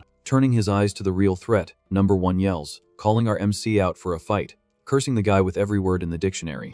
Challenging the hero to a one-on-one in the middle of the woods, the villain declares that the war between the squads will be decided in a duel to the end between their leaders. Stomping his heavy boot on the ground, the preppy blonde summons his golden aura, promising to crush our boy's audacity and make him understand the real strength of the elite before he turns to ash. With a cold smile, our boy confirms that a one-on-one was always the original plan to avoid wasting time beating up extras. Pulling the wooden sword from his shoulder, our MC counters the rich kid's words, returning the challenge with the same arrogance. Telling his enemy to bring it on, the hero assumes a combat stance, setting the stage for the elite's final humiliation. Watching everything from the monitoring room, the bald guy tensely announces that the final duel between 25 and 1 is finally about to begin. Biting his nails, the officer wonders if the undefeated legend will keep his throne, or if the rising star will destroy the camp's entire hierarchy. Focused on the screen, the head instructor tells everyone to pay attention, claiming they are witnessing the birth of a hardcore captain. On the battlefield, William throws the first strike, and the collision of blades sends dust and rocks flying everywhere with a deafening impact. Analyzing the exchange, Colin recalls that number 2 couldn't handle the defensive strain, but our MC is blocking the sword strikes as if they were feathers. Swallowing back tears, the defeated blonde girl bites her lip, admitting that even though she's strong, William's brute force tactic has glaring flaws in his movement. Because of his inexperience, our MC can read the pretty boy strikes long before they're even launched. Suddenly, the kid's sword vanishes from the villain's field of view in a bluish blur, leaving the rich kid completely confused and exposed. Understanding the trick, Verita realizes that our boy waited for the perfect blind spot to attack from an impossible to defend angle. Surprised by the tactic, Bruno leaps from his chair, praising the kid's absurd combat reading in the heat of battle. Fascinated, the bald guy notes that the boy managed to decipher number 1's technique in a matter of seconds without needing the cheap power of clairvoyance. Sighing with envy, the instructor ponders how a kid with no special lineage attributes is doing what the second best student couldn't, even with a hack. Flashing back to the previous battle, William recalls the clash with our MC, admitting it wasn't just brute force that broke the lackey's sword that night in the hallway. The real secret to number one's overwhelming power is his OP ability called psychokinesis, an invisible, formless energy that just crushes his enemies with brute force. By coating his weapon with this mental power, the rich kid compensates for his lack of technique with pure destructive force, breaking unbreakable defenses. His dirty trick is to make the wooden sword weigh a ton right in the middle of a swing, tricking the reflexes of anyone trying to block the cut. At the moment of impact, the psychokinesis slams down on the defense, causing that terrible internal damage that exhausted Verita in the blink of an eye. Completely defying physics and common sense, William becomes an invincible human war tank by cadet standards. In the insane exchange, the pretty boy praises our MC's reflexes but curses, laughing, that intuition isn't enough to stop his overwhelming power. Bringing down the heavy, energy-charged blow, number one aims for the head, thinking he'll end the fight with a single brutal snap. But to everyone's surprise, the blades clash again, and our MC stops the invisible sword without budging an inch. Shocked beyond belief, William screams, yelling that it's impossible for anyone to withstand the pressure, and accuses the boy of hiding his true strength until that moment. Smiling calmly again, the hero replies coolly, letting his own sword do the talking instead of wasting saliva. Evoking his divine heritage, our MC's weapon glows intensely, channeling the legitimate power of House Cardanis. Clicking his tongue, the villain accepts the mystical challenge, promising to return the favor with interest on the battlefield. Keeping his distance, our MC understands that if his enemy has psychokinesis, he can launch mental slashes from afar without needing to get close to deal lethal damage. Confirming the theory, the surrounding rocks explode on their own, showing that the number one title isn't just a cheap uniform decoration. Testing the waters, William asks if the kid has figured out the real danger of a long-range attack, or if he's just running around like a scared cockroach. Ignoring the threat, our MC turns to face him and tells the pretty boy to use everything he's got before his patience runs out. Seething with pure hatred, the villain summons a blue aura around his entire body, promising to show the audacious number 25 a living nightmare. But mentally, our boy analyzes that his body is still too fragile to use all the ki from his past life, and he can't be drawing attention with divine power. Assuming a basic sword stance, he decides to focus only on pure, raw technique that doesn't consume life energy unnecessarily. Dashing forward like a bullet, our MC mentally decrees that he will cut the pretty boy down with pure, unadulterated skill. Unleashing a flurry of swift cuts, William is astonished by the hero's dodging speed, calling him as quick as a rat. Resorting to dirty tricks, the villain uses psychokinesis directly on the ground, blowing up the earth under the kid's feet to break his stance. The explosion rips chunks of ground into the air, kicking up dust and destroying the surrounding trees. With a feline reflex, our MC does a backflip, escaping the hole by a hair's breadth but almost losing his balance on the scorched grass. Spitting dirt, William finally understands his opponent's bizarre trick and accuses the trash of dodging long before the attacks even form. Using his head, he puts the pieces together, realizing that his invisible force shouldn't be so easily predicted by anyone. Staring at the boy dancing between his blows, the pretty boy freezes, admitting that for him to dodge everything means the kid is actually infinitely stronger than he appears. Trembling, the rich kid wonders how the trash can be the coward in this story if even he, with all his raw power, can't get close to landing a clean hit. His eyes widening, he gulps, realizing that the one who's actually afraid to advance is himself, because our MC never stops closing the distance, step by step, in a sadistic mental game. Understanding the macabre dance, Colin stammers that the boy is running in circles on purpose, pretending to flee. Agreeing, Bruno smiles, saying that our MC is actually cornering his prey invisibly, and number one only just now realized it. Toying with his food like a lion hunting a tired zebra, the hero circles the villain, closing the deadly trap with every passing second of the fight. Completely losing his footing and his breath, William trembles, noticing that the boy has already crossed the safe zone, and is right on his neck again. Desperate, the pretty boy attacks the empty air, screaming in panic, asking when the kid got so close. And in the coldest possible reply, our MC states bluntly that the great number one lost the fight the exact second he felt afraid of what comes next. Delivering the final cut with golden energy bursting from the blade, it slashes across the villain's chest in a perfect, brutal arc, sending him flying into the sky. Tumbling in the air, William spits blood and mutters in defeat that it's impossible to lose to the trash he humiliated yesterday. Falling unconscious face, first into the dirt, the tyrant's body ends his oppressive reign once, and for all in front of everyone in the clearing. The final explosion kicks up a massive cloud of dust, sweeping over the crowd that was watching the king's ruin from the sidelines. In the bizarre silence after the fight, the pretty boy opens a half-lidded eye and mumbles in confusion if he really lost. At that same moment, his instincts freeze, predicting that if this were a real combat situation, a certain end would have already taken his soul to heck a long time ago.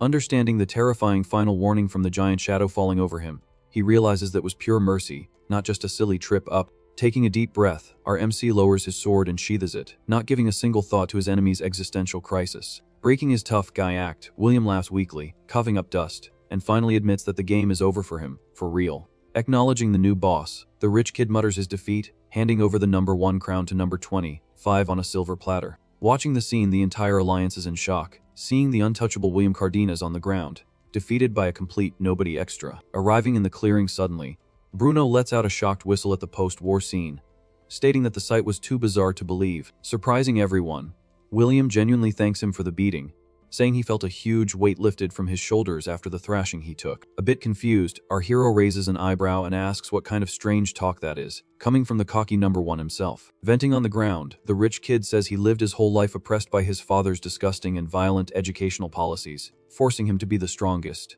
no matter the cost. Sighing with relief, he reveals that the entire weight of his sick pride and family pressure dissolve as soon as our MC destroyed his false invincibility in the forest. Understanding the burden, our boy offers a hand to pull his former enemy from the dust, holding no grudge for the past tantrum. Accepting the handshake, the ex-king gives an honest smile and thanks him for the fight, stating it was the best duel of his life at the academy. Relieved at heart, William closes his eyes and enjoys the first gust of true freedom's wind in a long time. Returning the respect, the hero seals the peace with a nod, ending the silly rivalry in the middle of the green jungle.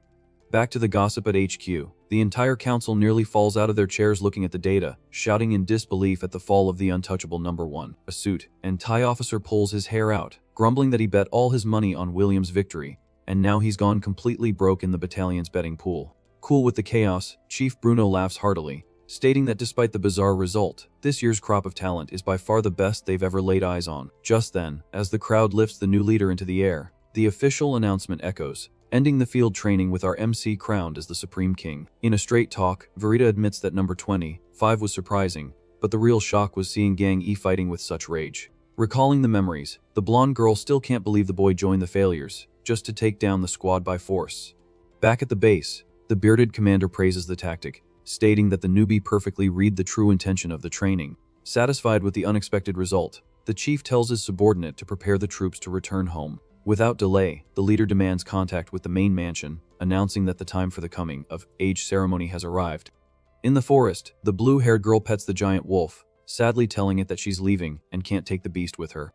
In response, the beast lowers its ears and lets out a heart-wrenching, needy whimper. Nearby, our MC gives a friendly smile and asks if the little blue monster is sad to see everyone go. Howling at the moon, the beast confirms its sadness, and the boy calmly replies that he'll miss this unusual partnership too. With a gentle pat on the furry snout, the hero apologizes for leaving his pet behind but leaves a serious promise hanging in the air.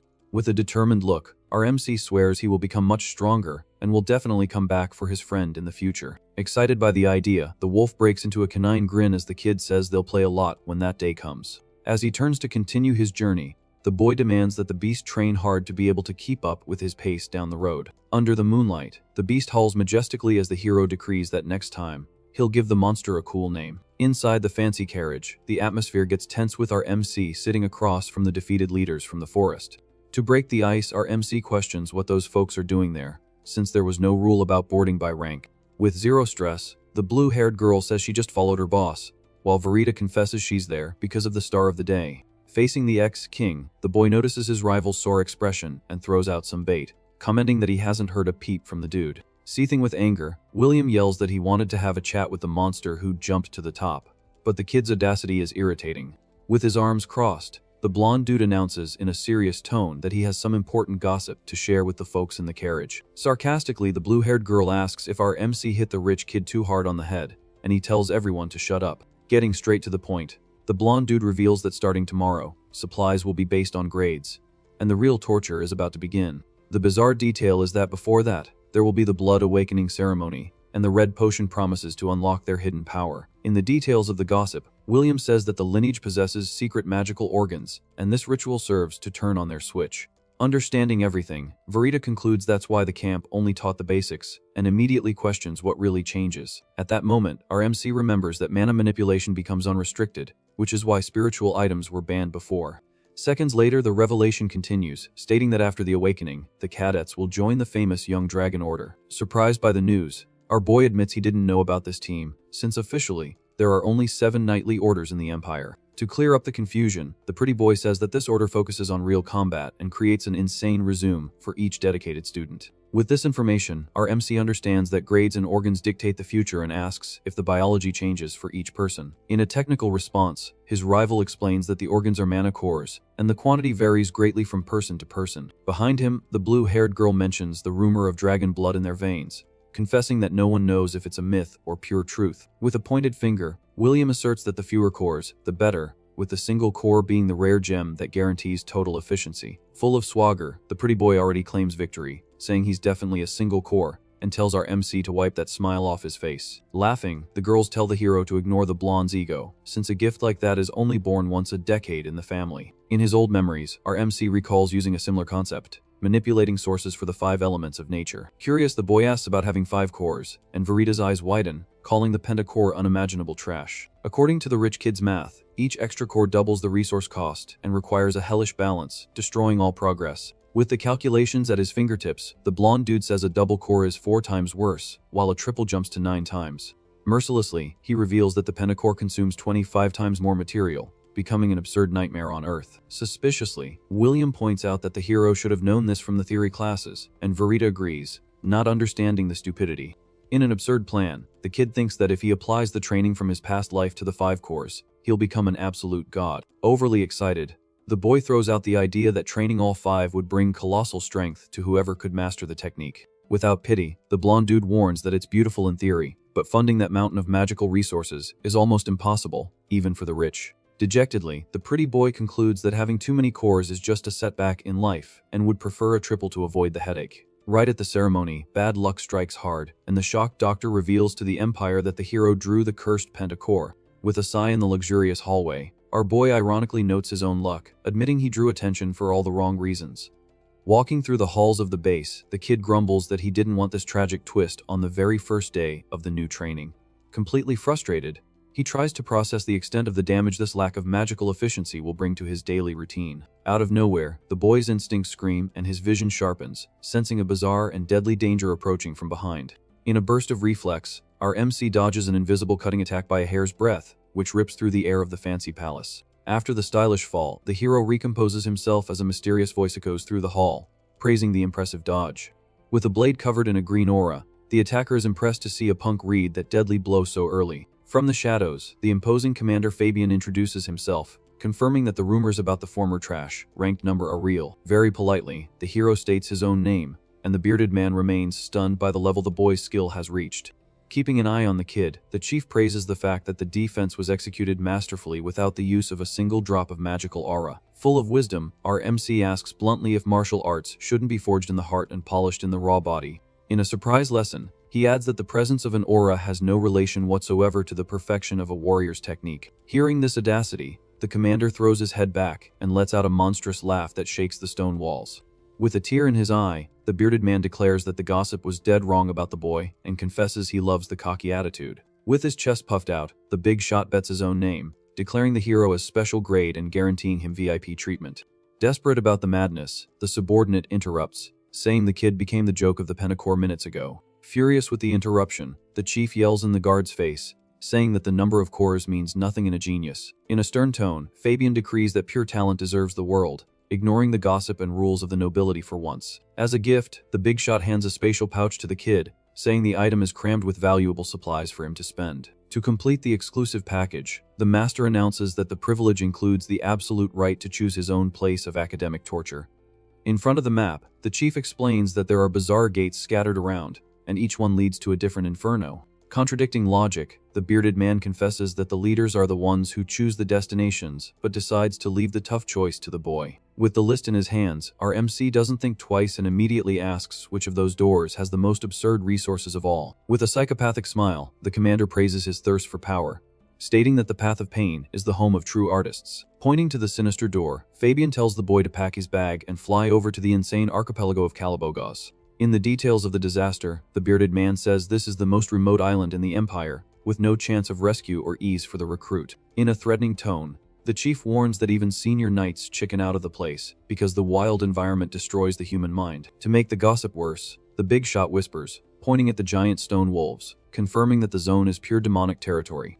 Facing the menacing claw-covered portal, our hero only listens to the chief's words and breaks into a smile, ready for the carnage. As he touches the purple magic door, our boy thanks Commander Fabian for the confidence he showed in him. With his mind racing, the kid reflects that training the 5 elements is tough due to the lack of a decent method. Focused on the insane plan, the hero swears he will merge all this magic into a single, utterly lethal flow. With a sly smile, our MC sees this madness as a golden opportunity to surpass his past life. Good luck, the chief wishes, as he watches the warrior disappear into the magical portal's flash. As soon as he steps onto the dangerous island of Calabogos, the boy shields his eyes from the sun and faces his new inferno. Before a colossal jungle, the vast green expanse already makes it clear that the danger here is no joke.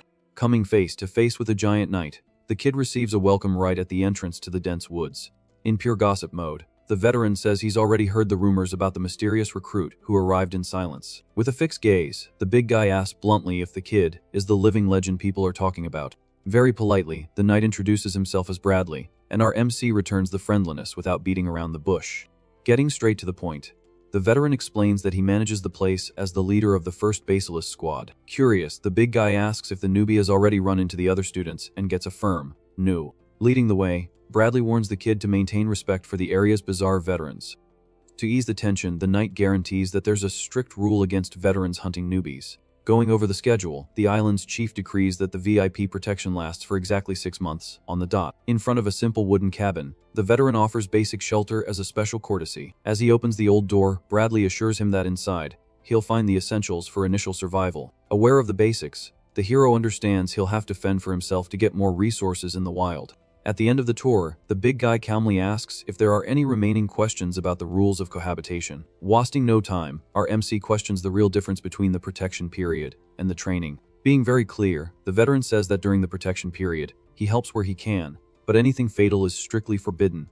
Looking for loopholes, the boy gossips about hurting rivals, and the chief firmly repeats that taking someone out is not an option. Changing the subject, our hero asks Bradley to evaluate the worth of the pouch the big shot gave him. Shocked by the treasure, the big guy stammers upon seeing 3,000 magic stones and 300 rare elixirs. With wide eyes, the knight tries to understand how a kid from a branch family got so many goodies. Playing dumb, our MC asks what these stones are and learns they are purely for expanding mana. In a quick calculation, the veteran determines that this windfall could easily take even a trash tier penta to the 5th stage. Very excited about the boy's wealth, the knight decides to give a little lesson on the 5 martial realms. With a chart in hand, the master teaches that each giant realm has 10 hidden smaller levels. Pointing to the basic level, Bradley explains that the first step is the tiring body tempering realm. Moving up the scale comes the external power realm, where people can finally unleash aura on their swords. On the 3rd step is the transcendence realm, where each crazy individual creates a unique combat style. At the OP level, the demigod realm allows the mind to invade physical reality, breaking everything. Sitting on the floor, the hero learns that the absolute top of the food chain is the unreachable divine realm. To break the mood, the knight says that only the first ancestor of the Cardanis family reached that level. Filled with rage, the big guy curses the heretics who spread false rumors about the lineage's history. Pounding his chest, the veteran swears that without the dragon ancestor, everyone today would be slaves to nasty beasts. At the end of the theory lesson, Bradley gets up, dusting himself off, and tells the kid to start training already. As a final tip, the chief tells our MC to suck the energy from the little stones to expand the mana hole in his chest. With his back to the shack, the knight wishes him good luck and disappears into the giant trees. Alone in the dark, our boy blinks, confused by the absurd speed of that explanation thrown at him. With the little magic stone in hand, the hero mutters that the energy of the environment itself is already rich by nature. With a firm mind, he tests the absorption and sucks the mana from the stone in a terrifying blink of an eye. Perplexed by the power in his veins, our MC finds it bizarre how easy it seemed to pull in energy now. Clenching his fists, the kid smirks, realizing he hit the jackpot with the island challenge. In a mental calculation, he figures he can reach the 3rd stage in just a few hours without breaking a sweat. Looking out the window, the hero thinks the idea of hitting the 5th level in a single day of training is completely crazy. With his muscles on fire, the warrior admits that the memory of his past life made everything ridiculously overpowered. With the gossips in mind, the boy deduces that leveling up so fast will raise suspicion from the armed leadership. Riding on the commander's bet, the kid decides to pretend to be a natural-born genius to fool everyone. Far away, 3 lazy veterans appear in the middle of the woods, watching our newbie's shack. Gossiping among themselves, the guys find it bizarre that the rookie has been locked up for over a month straight in the cabin. In a mocking tone, the leader of the trio bets that the punk wants to reach the 5th stage hidden from everyone else. With no patience to watch a door, the veteran calls his gang to go fishing and leaves the newbie alone for now. Annoyed with his own delay, the henchman says they need to use up the spirit stones urgently. Sad about his weakness, the extra laments that the gang still gets beaten badly by low-level goblins. To escape the conversation, the group decides to leave quickly, not giving a single thought to the rookie in the cabin. Bothered, the other colleague throws it in their faces that their skill level is an absolute embarrassment. In a twisted motivation, the partner demands that the group level up to at least orc slaying level before the deadline. Suddenly, the wooden door creaks loudly, breaking the camp's silence and drawing attention. With a firm step on the grass, our hero finally leaves the cave after a month of pure isolation. Straightening his collar, the boy immediately asks if Bradley can get him a real sword.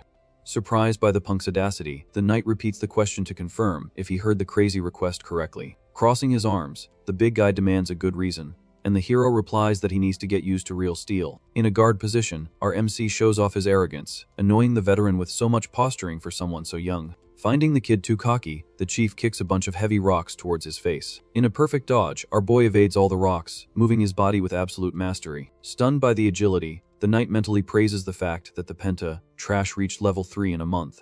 Aware of the absurd talent, the veteran decides he needs to give the newbie a scare, so he doesn't think he's invincible. Exploding with an insane red aura, the veteran lets out a yell and tells the apprentice to tone it down immediately. Faced with the crushing pressure on his chest, our boy backs away, completely shocked by the difference in raw power. With the blade millimeters from the kid's face, the chief smiles and tells him not to get too scared. Sheathing his weapon, the knight advises extreme caution in the woods, and the hero thanks him for the sudden concern.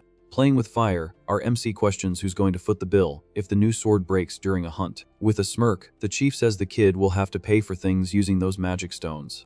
Turning his back to the newbie, Bradley says goodbye and disappears into the dense woods, leaving the recruit alone. Holding the map firmly, our hero checks the route, happy as can be for getting a real steel sword. He quickly decides on his destination and heads straight for the dangerous forest of remnants without hesitation. Right at the entrance, a band of bizarre goblins appears, drooling with hunger, charging the intruder. In the middle of the green mob, the E2 rank hobgoblins stand out, snarling and ready for carnage. Walking calmly, our MC notes that the smell of blood attracts more beasts, no matter how clean the cut is. In a swift charge, the blade flashes, and the boy promises to send the monsters to the afterlife without any pain. As soon as the beast falls, a small magic stone drops to the ground, revealing that the beast's mana becomes a spoil of war. Clenching the stone in his hand, our MC calculates that he's already gathered about 100 of them and finds the profit quite reasonable. But facing the fallen bodies, the hero sighs in frustration, as killing weak monsters doesn't bring real evolution. After all, the so-called Forest of Remnants is just a junkyard in the food chain, full of useless E-rank beasts. Suddenly, a different scent hits the kid's nose, and he jumps back, suspecting it's a gnoll.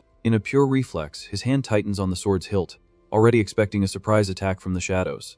Standing in the middle of the clearing, he realizes that if he doesn't hide his own presence, he'll become easy prey here. Firm in his stance, our MC raises his guard, figuring out that the enemy underestimated him, thinking he was weak. Unafraid of the danger, the kid taunts the beast in the shadows, calling the creature a mangy mutt. Furious at the insult, a giant wolf leaps from the foliage, drooling and aiming straight for the boy's neck. In a violent tear, the beast's claws destroy the stone ground while the hero escapes by a hair's breadth. Calm in combat, our MC tells the monster to stop screaming for no reason and come for a real one-on-one. Snarling with hatred, the giant canine bares its sharp teeth, vowing to rip the defiant kid in half. Changing his grip on the sword, the boy alters the angle of his attack, using only the raw strength of his arm. With an acrobatic leap, he brings the blade down in an insane vertical cut, kicking up dust on impact. Mentally, the hero notes that the beast's strength is far superior to that of a common gnoll and suspects a mutation. By the camp's logic, a normal E1 rank goblin evolves into an E2 hobgoblin. Following the rule, a standard gnoll is usually classified as D4 rank in the beast hierarchy. However, the monsters gain monstrous power right after their first natural evolution. Blocking a heavy attack, the kid grumbles that this creature is far from a common D2. Identifying the beast as a D3 gnoll, our warrior cracks a dark smile, seeing that the fight is inevitable. Boiling with adrenaline, our MC's eyes gleam intensely, and he charges forward, focused on annihilating the target. Surprised by the speed, the monster's eyes widen as it takes a brutal reversal without even seeing where it came from. In the blade's wake, blue sparks cut through the air, showing our boy's absurd level of technique. Assessing the movements, the hero realizes the wolf attacks in a completely wild and patternless way. Dodging lightly, the kid scoffs mentally, saying those slow blows will never hit their target. Suddenly, the beast tries a cowardly side attack, but our MC's sword blocks the advance at the perfect moment. The clash between the weapons is so violent it sends sparks flying, proving the furry beast's absurd strength. In a blind fury, the monster raises a giant stone axe and slams the weapon with all its might into the dirt ground. With the enemy's weapon stuck in the ground, our MC figures out that the beast only has brute strength and advances to punish the mistake. In a swift side charge, the steel blade hits the beast's rib squarely, drawing a roar of pain. Despite the clean hit, the kid notices that the creature's skin and bones are as hard as solid rock. To solve the problem quickly, he aims directly for a vital point that has no protection on the beast. In a precise upward thrust, the sword pierces the monster's throat, ending the game. Powerless, the giant canine collapses heavily to the ground, kicking up a dense cloud of dust in the forest. Standing beside the carcass, the warrior takes a deep breath and is surprised by the reward that dropped from the beast. Pulling out the shiny stone, he celebrates the medium-grade loot, which is worth 100 normal stones at once. Looking at the loot, the hero deduces that hunting creatures like this will make his internal energy skyrocket very quickly. Cleaning his blade, he understands perfectly why the veteran knights ignore that useless hunting area. Far from the commotion, our MC finds an isolated magic cave and passes right through the barrier of light. Sitting on the stone floor, he closes his eyes and focuses entirely on absorbing the mana from the conquered stones. In record time, the energy overflows, and the boy surprisingly reaches the 10th stage of body tempering. Worried about his own genius, he knows that a pentacore leveling up so fast will cause huge problems. Devising a plan, the kid thinks of a way to gather supplies without drawing the attention of the base's gossips. 3 months pass, and outside, the veterans complain that the newbie has vanished and hasn't shown his face in the sun once. Tired of the routine, the extras grumble about having to check the shack's door every single day. One of the henchmen argues that they need to be the first nice veterans the rookie meets. In their self-serving minds, creating ties with the Cardanis family prodigy is the best weapon for their future. After all, even the fearsome commander of the order is keeping an eye on the kid, proving the boy is worth his weight in gold. Pushed by his friends, the guy named Hayden is forced to knock on the door to bring a treat to the isolated newbie.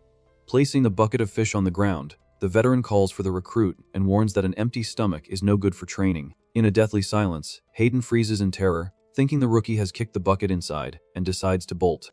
Listening from inside the cabin, the hero understands that the gang was just scouting the area out of pure self-interest. Peeking through a crack in the door, the kid memorized Hayden's scared face very well. Calculating the risks, our MC figures that using his own face will attract attention, but no one would suspect a veteran. To act in the shadows, he decides to resort to an ancient and bizarre technique called the art of reverse utilization. Concentrating his ki in his face, the boy begins to manipulate his own veins and muscles, changing his bone structure. During the process, he remembers using this flesh mask a lot to hide his identity as an emperor. With a bizarre crack, the transformation completes, totally changing our hero's face in a flash of magic. Under the light of the full moon, the door finally opens, and the mysterious rookie hits the streets in the dead of night. Completely unrecognizable, he raises his hands to check his body and confirms that the copy of Hayden is perfect.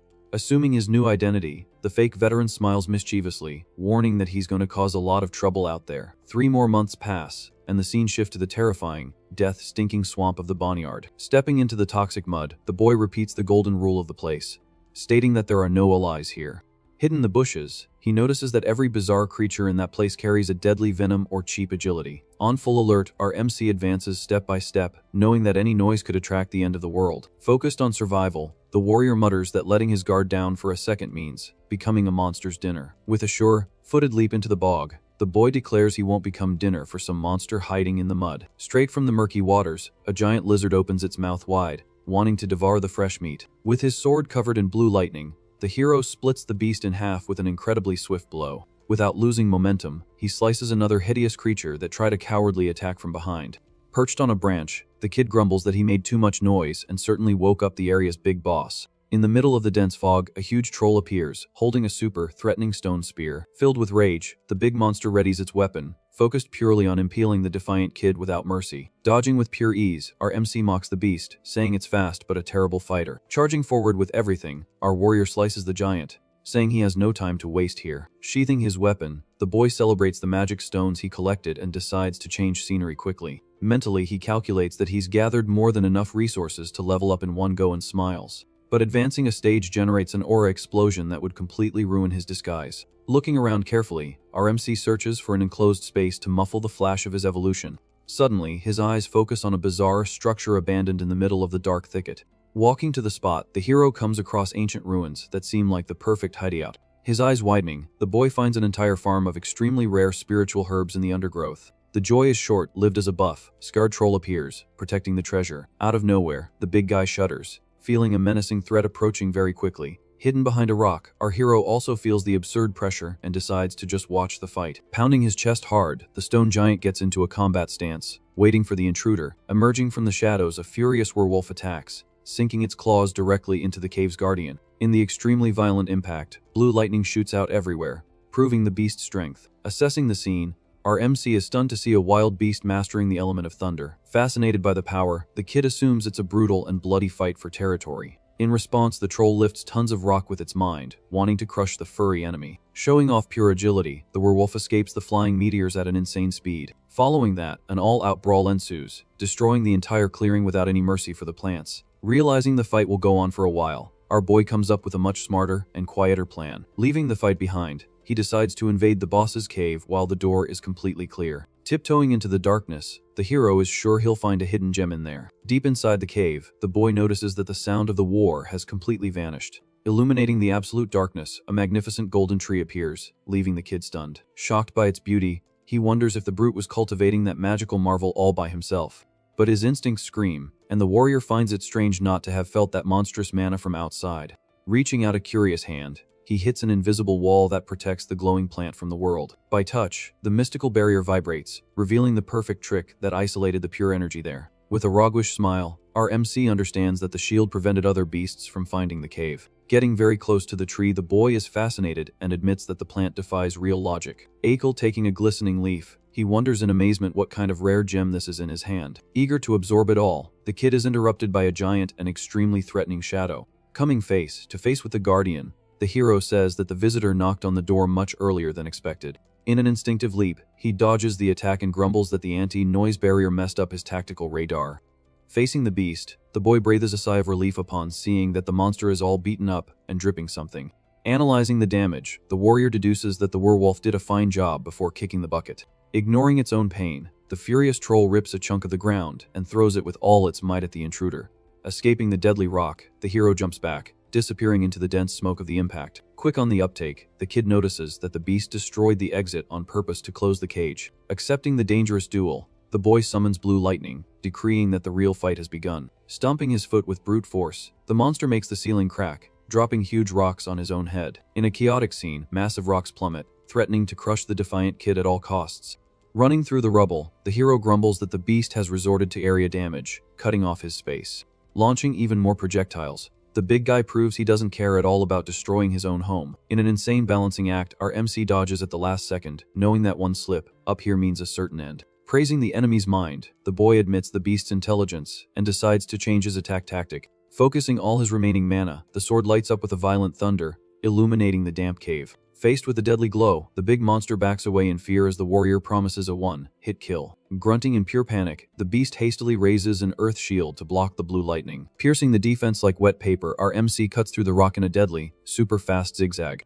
Mentally, the hero laments that the armor saved the beast from an instant demise by a hair's breadth, but suddenly, the troll's body bursts into flames, leaving the boy completely shocked. Engulfed in flames, the giant becomes a living furnace, illuminating the cave with fiery hatred. The absurd heat melts the air, forcing the kid to shield his face to avoid being fried alive. Taking a tactical distance, the hero finally understands how the OP werewolf ended up as barbecue outside. Staring at the fire, our MC throws it in the beast's face that it was hiding its dual power this whole time. Snarling like a demon, the flaming giant bares its fangs, ready to melt the defiant human. Assessing the furnace, the warrior backs away, knowing that getting close now is absolute suicide. Pushing off the wall hard, he knows that one touch of that aura means melted bones instantly. Cold and very calculating, the boy waits for the perfect opening, stating that he only has one chance to strike. The moment the beast lifts its foot, spreading fire, our MC yells that the golden opportunity has arrived. In a precise leap, our hero jumps high, passing right over the bowling smoke. Looking down at his prey, the adrenaline hits, and he feels a bizarre longing for his old life as a master. Drawing his blade swiftly, the blue energy explodes in the air, and he declares the end of the line for the monster. Descending like a furious meteor, the boy cuts through the air in a suicidal dive full of killing intent. Tearing through the fire aura with pure force, the steel meets the giant's skin with a devastating impact. Without giving any chance for defense, the hero slices the fire monster right down the middle without any mercy. Piercing through the beast's chest, the bluish sword sprays boiling blood all over the cave. Landing firmly on the ground, the boy declares victory, thinking the deadly fight has finally come to an end. However, the hole in the giant's chest begins to glow intensely with a super threatening purple hue. Without any warning, the big monster's body detonates in a colossal explosion of fire and pure fury. Caught completely by surprise, the hero is thrown into the air, cursing the point-blank detonation in his face. The shockwave sweeps through the entire cave, engulfing everything in a true inferno of destructive flames. Hitting his back violently against the stone wall, the boy spits something, feeling his bones crack. Falling to his knees, he coughs uncontrollably, realizing the impact crushed his fragile ribs. Looking at the chaos, the kid warns that the cave will turn into a crematorium in less than 5 minutes. Firm in his mind, he accepts that there's no magical rescue and he needs to find a way to save himself. Taking a deep breath, the warrior leans against the rock and decides to force his evolution to the next realm, the hard way. Taking the magic stones from his pocket, he remembers that leveling up miraculously heals the physical body. Without hesitation, his bloodied hand clutches the crystals, ready to risk his own life in the tense process. Summoning a blue aura, the boy screams in pain, pulling all the raw energy directly into his injured veins. Feeling the magic work, he notices the pure mana reconstructing his internal organs in a painful blink of an eye. With the blue light pulsing strongly, the kid's heart is repaired, pushing imminent danger far away. Getting up slowly, the hero grumbles that the 1,500 stones alone won't be enough for the heavy task. Walking to the golden tree, he decides to absorb the spiritual herbs to top off his energy tank. Plucking a mystical leaf, the warrior devours the pure aura, feeling his stomach burn with so much power. In a colossal explosion of mana, the boy's body hits its limit, and the level barrier finally cracks. Spinning at 1,000 miles per hour, the 5 cores rotate in sync, creating a completely absurd magical vortex. Feeling the perfect fusion, he mutters in shock that the 5 energies are becoming a single, lethal entity. Floating in the middle of the blue hurricane, our MC celebrates the creation of a supreme and overpowered mana heart. With his wounds closed, the kid smiles victoriously, finally reaching the coveted external power realm. Even after leveling up, the magical gale doesn't stop, scaring the boy with the infinite power being absorbed. Taking the form of a giant dragon, the aura roars loudly, showing the fury of the pure Cardanis lineage. When the light finally subsides, the hero falls, sitting on the grass, sighing with relief under the glowing tree. Checking his own body, he confirms with amazement that he jumped straight to the 3rd stage in a surreal leap. Scoffing at his rivals, he remembers there are veterans stuck in the 2nd stage for years on that useless island. Testing his reflexes, the kid laughs with satisfaction, noticing that his mana flow is 1,000 times faster now. Clenching his fist, the warrior admits he never imagined growing so much by breaking a single barrier in his life. Looking at the ashes on the floor, he wonders how he didn't turn into barbecue in the beast's infernal heat explosion. Suddenly, his eyes focus on a round, brightly shining fruit on a branch of the mystical tree.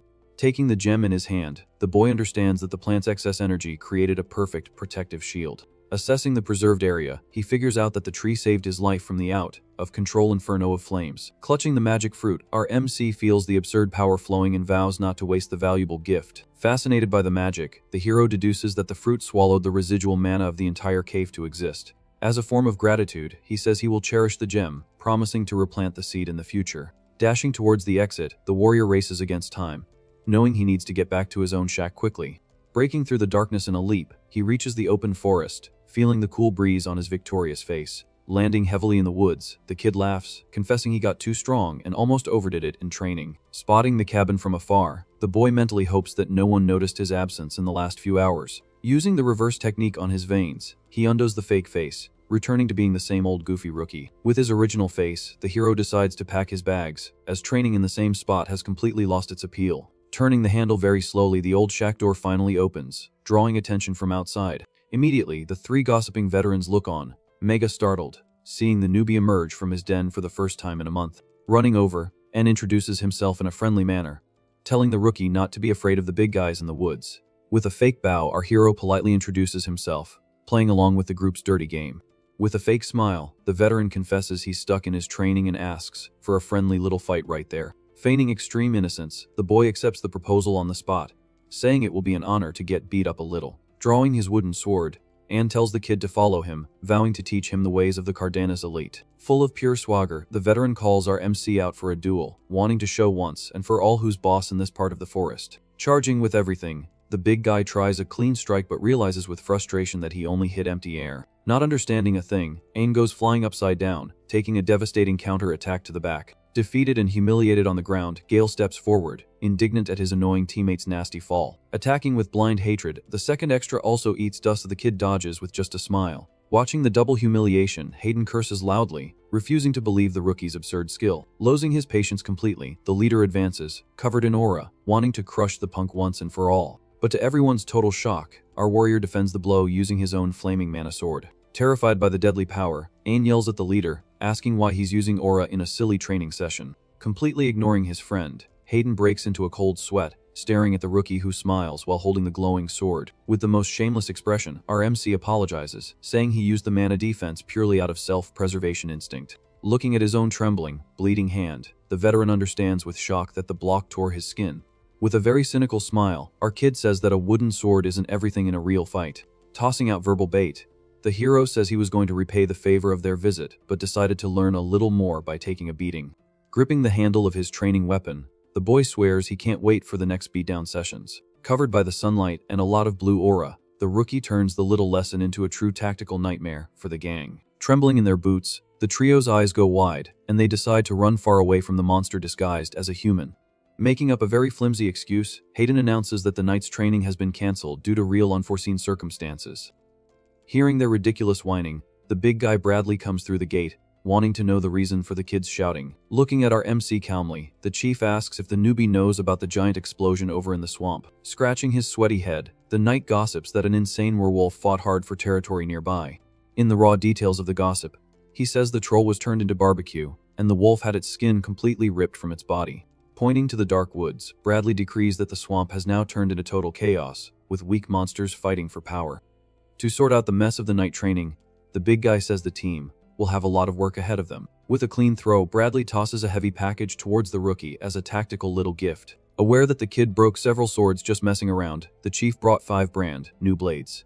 With a satisfied smile, the warrior thanks him for the support, while the veteran asks not to be forgotten when he's famous. As he's leaving, the big guy warns the newbie to avoid the swamp at all costs on this dangerous day. With pure fakeness, our MC nods, thinking it's perfect that the confusion is drawing the guards away from the entire map. Without wasting a single second, the boy decides this is the golden opportunity to explore forbidden areas. With the hood of his dark cloak pulled up, he bets all his chips on the reverse technique to walk in the shadows. Mentally, the kid calculates that running into extras, while wearing Hayden's face, would cause a lot of trouble. To solve the dilemma, he puts on the skin of the dead werewolf, hiding his own mana from the snoops.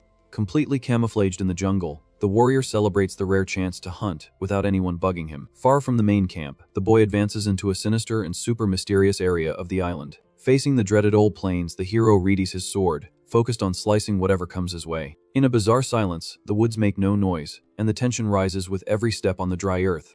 With his radar picking up a killing intent, the kid finds it strange that the creature doesn't strike right away. Tired of waiting for the attack, the warrior grumbles that all this cowardice is just a useless waste of time. Out of nowhere, the ground trembles with a brutal gust of wind, and a giant shadow rips through the skies above him. After a majestic landing, a colossal obear shows its sharp claws, kicking up dust on the ground. With his eyes fixed on the beast, the boy asks in a mocking tone if that thing is the first challenger. With his sword ready to cut, the hero decrees that the beast is the ideal test subject for his new magical powers. Far from the plains, several boats dock on the beach, confirming the unwanted arrival of intruders.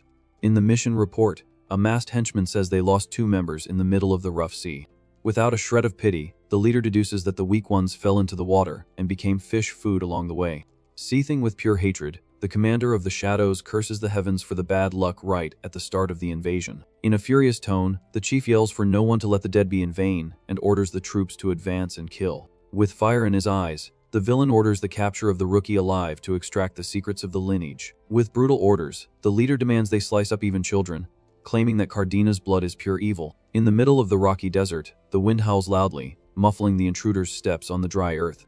In pure panic, one of the assassins runs, sweating coldly, grumbling that he got separated from the group in the blink of an eye. Terrified of the A-rank beasts, the intruder cries, admitting that walking alone here is guaranteed suicide. Completely nervous, the henchman questions what the heck the knights are doing in a monster-infested inferno. Relieved for a second, he notices that the plains seem deserted and without any giant threats nearby. Under the illusion of being safe, he spots a red aura in the center and thinks the beasts vanished on their own. Coming face to face with the obear, the assassin underestimates the beast, swearing he can annihilate the furball with a single slap. With poisoned daggers in hand, the masked intruder charges the giant silhouette with fury. On the deadly impact, the villain gets a bizarre shock upon seeing that the beast's head was already severed on the ground. Stepping onto the blood-soaked ground, the henchman's legs tremble as he realizes another hunter has cleared the area. Faced with the carnage, he gulps, noticing dozens of colossal bears annihilated by one monster. In the middle of the tension, a swift blade cuts through the air, forcing the assassin to yell, "Who's there?" With a metallic clang, our hero deflects the dagger and appears imposing, returning the question with a scoff. In total shock, the intruder's eyes widen under his mask, panicking at the presence. In a brutal charge, our MC shoves the guy far away, demanding to know what hole the extra crawled out of. With his sword at the enemy's throat, the hero jokes that he'll get the gossip out of him by brute force. Hating his own luck, the assassin mentally grumbles for having lost his voice in the scare.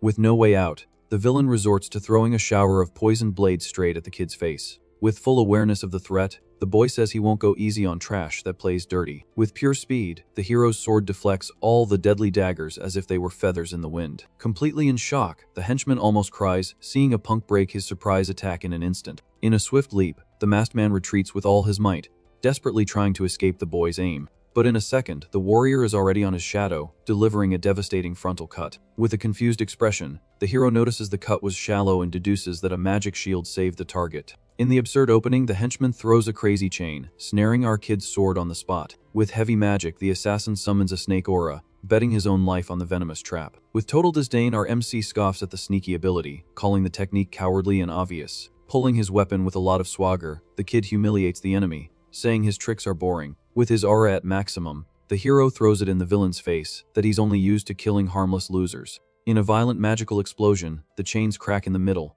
freeing the trap blade effortlessly. Pitying the assassin, the boy says the guy made a stupid mistake by focusing only on his sword. Without a weapon in hand, our MC shocks the enemy by clenching his fists with raw energy, ready to detonate.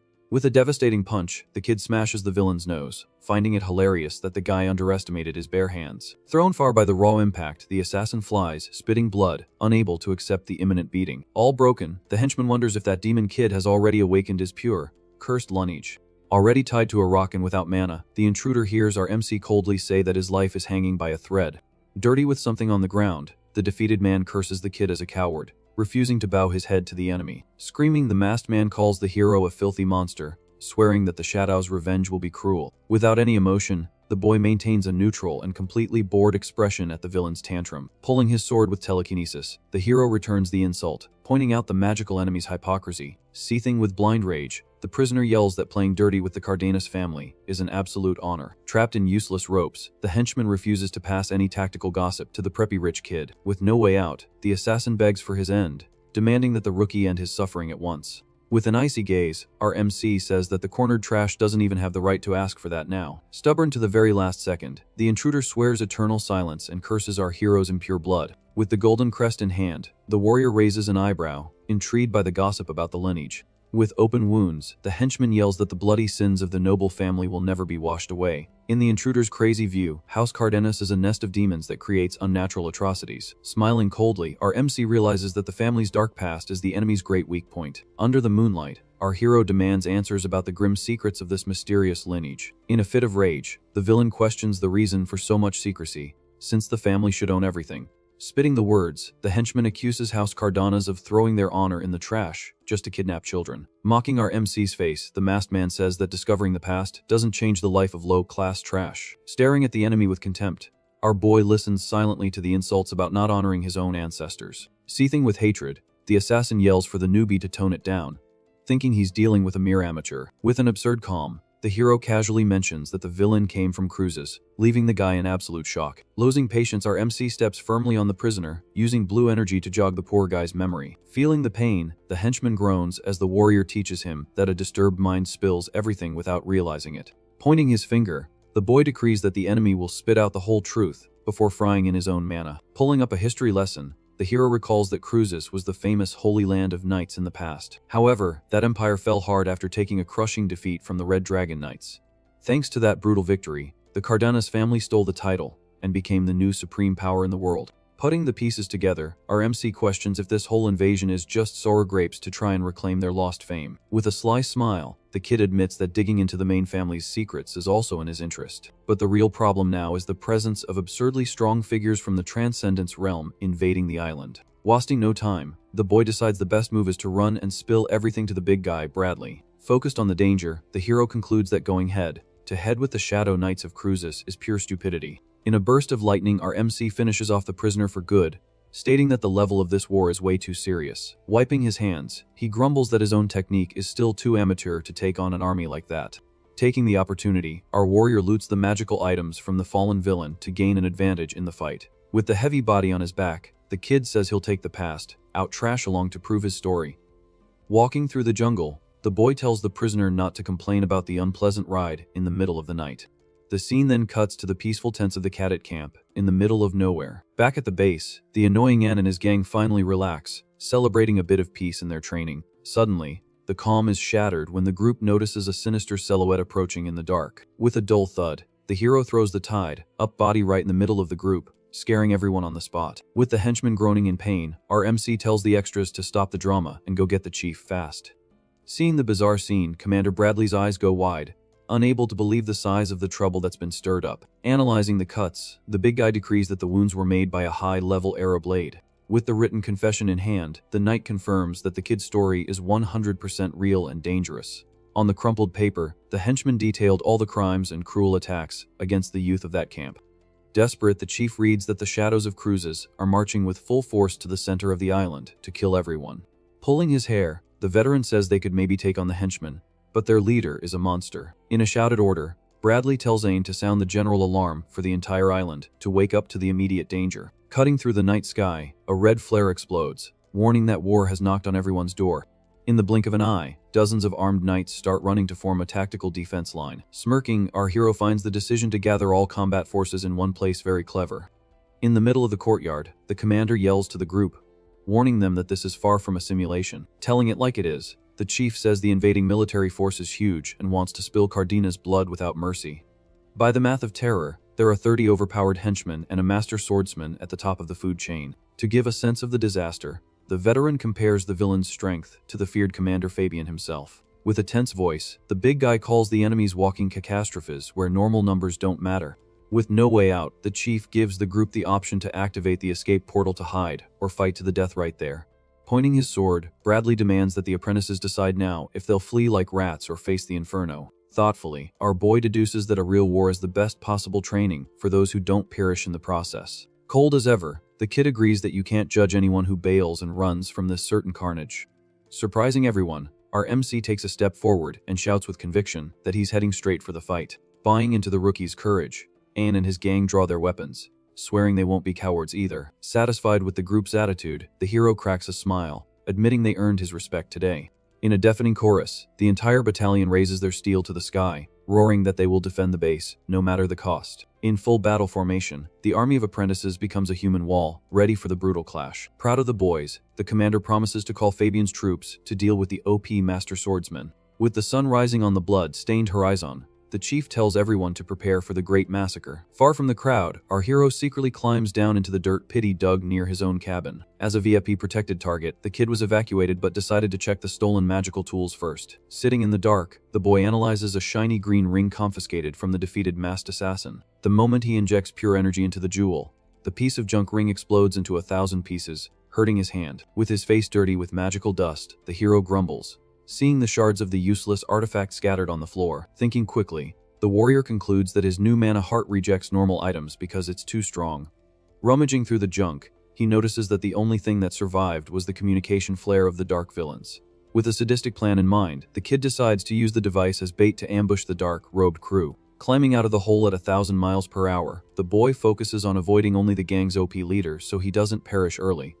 Tearing through the forest like a lightning bolt, the hero swears he won't let any henchman destroy the island's peace. In the middle of the woods, two assassins stop, confused, as they pick up a reinforcement signal from the radio transmitter. Too dumb, the intruders think it's a partner asking for help and completely lower their tactical guard. Laughing at their naivety, our MC advances relentlessly, promising to crush them both with a single scare, just for fun. Over in the dreaded Lion's Ravine, the ground trembles with giant magical explosions tearing up the dry earth. In a thunderous impact, a purple blast sweeps the scene, showing that the fight there is at a chaotic level. Surrounded by a colossal monster, the assassins curse House Cardanis while trying not to get sliced up. Desperate, they face an A-rank manticore, assuming the beast is too strong for them to handle. Bleeding and with no way out, the henchmen give up on the invasion and decide to flee to avoid becoming the Chimera's dinner. In the middle of their escape, they spot a partner in a dark cloak arriving and immediately call for help. But in a fatal spin, the supposed ally slices the group up by surprise, splattering blood all over the ravine. With lightning tearing through the air, the assassin beheads the beasts and says they've already lost 3 henchmen in the ravine. Caught by surprise, the masked man freezes, trying to understand how the hero knows how to use that bizarre technique. Mocking the villain's face, Our boy confesses that he just provoked him a little and already discovered his weakness. Blinded by humiliation, the henchman charges, cursing the kid as a scoundrel with fire in his eyes. Without breaking a sweat, our MC blocks the blow, saying that blind rage is a warrior's greatest flaw. Charging like a madman, the intruder tells the devil to shut up, swearing vengeance for his fallen partners.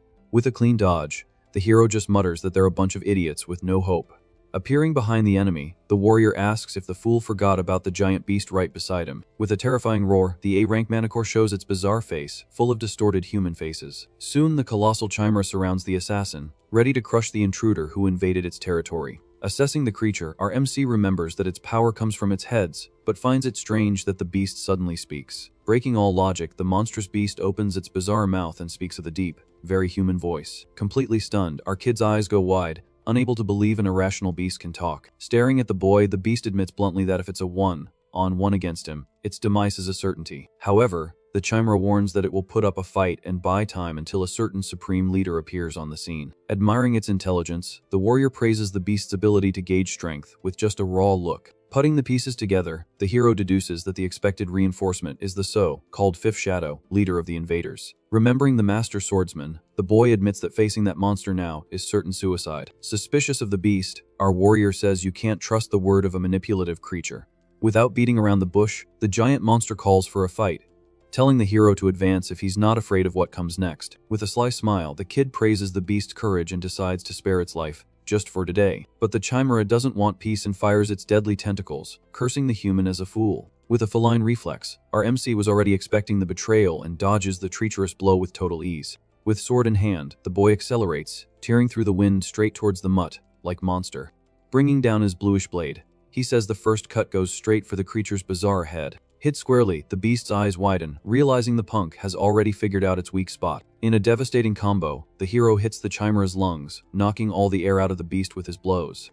Spinning in the air like a lightning bolt, the kid prepares the third and final deadly strike without giving it a chance to breathe. Piercing its heart, our MC ends the fight, saying he's in a hurry and needs to get out of there fast. With the job done, the warrior gains distance, landing softly on the earth as the beast collapses lifelessly. Suddenly, a crushing pressure appears from the sky, confirming that the boss of the shadows has finally arrived. Seeing the dead chimera, the master grumbles that he arrived too late and missed the chance to kill everyone at once. With a lethal sense of smell, the villain stares into the dark woods, yelling to know who's hiding nearby. Hidden among the rocks, the hero breaks into a cold sweat, shocked by the enemy's radar, and decides to slip away quietly. With a colossal cut, the master destroys the ground, forcing the kid to use the tunnel he dug to escape with his life. Finding no one, the boss lowers his sword, thinking his mind played a trick on him in the middle of the swamp. Blaming stress, the villain grumbles that the main plan has gone completely off the rails. Passing by the sliced-up henchmen, the leader promises that their sacrifice will not be in vain.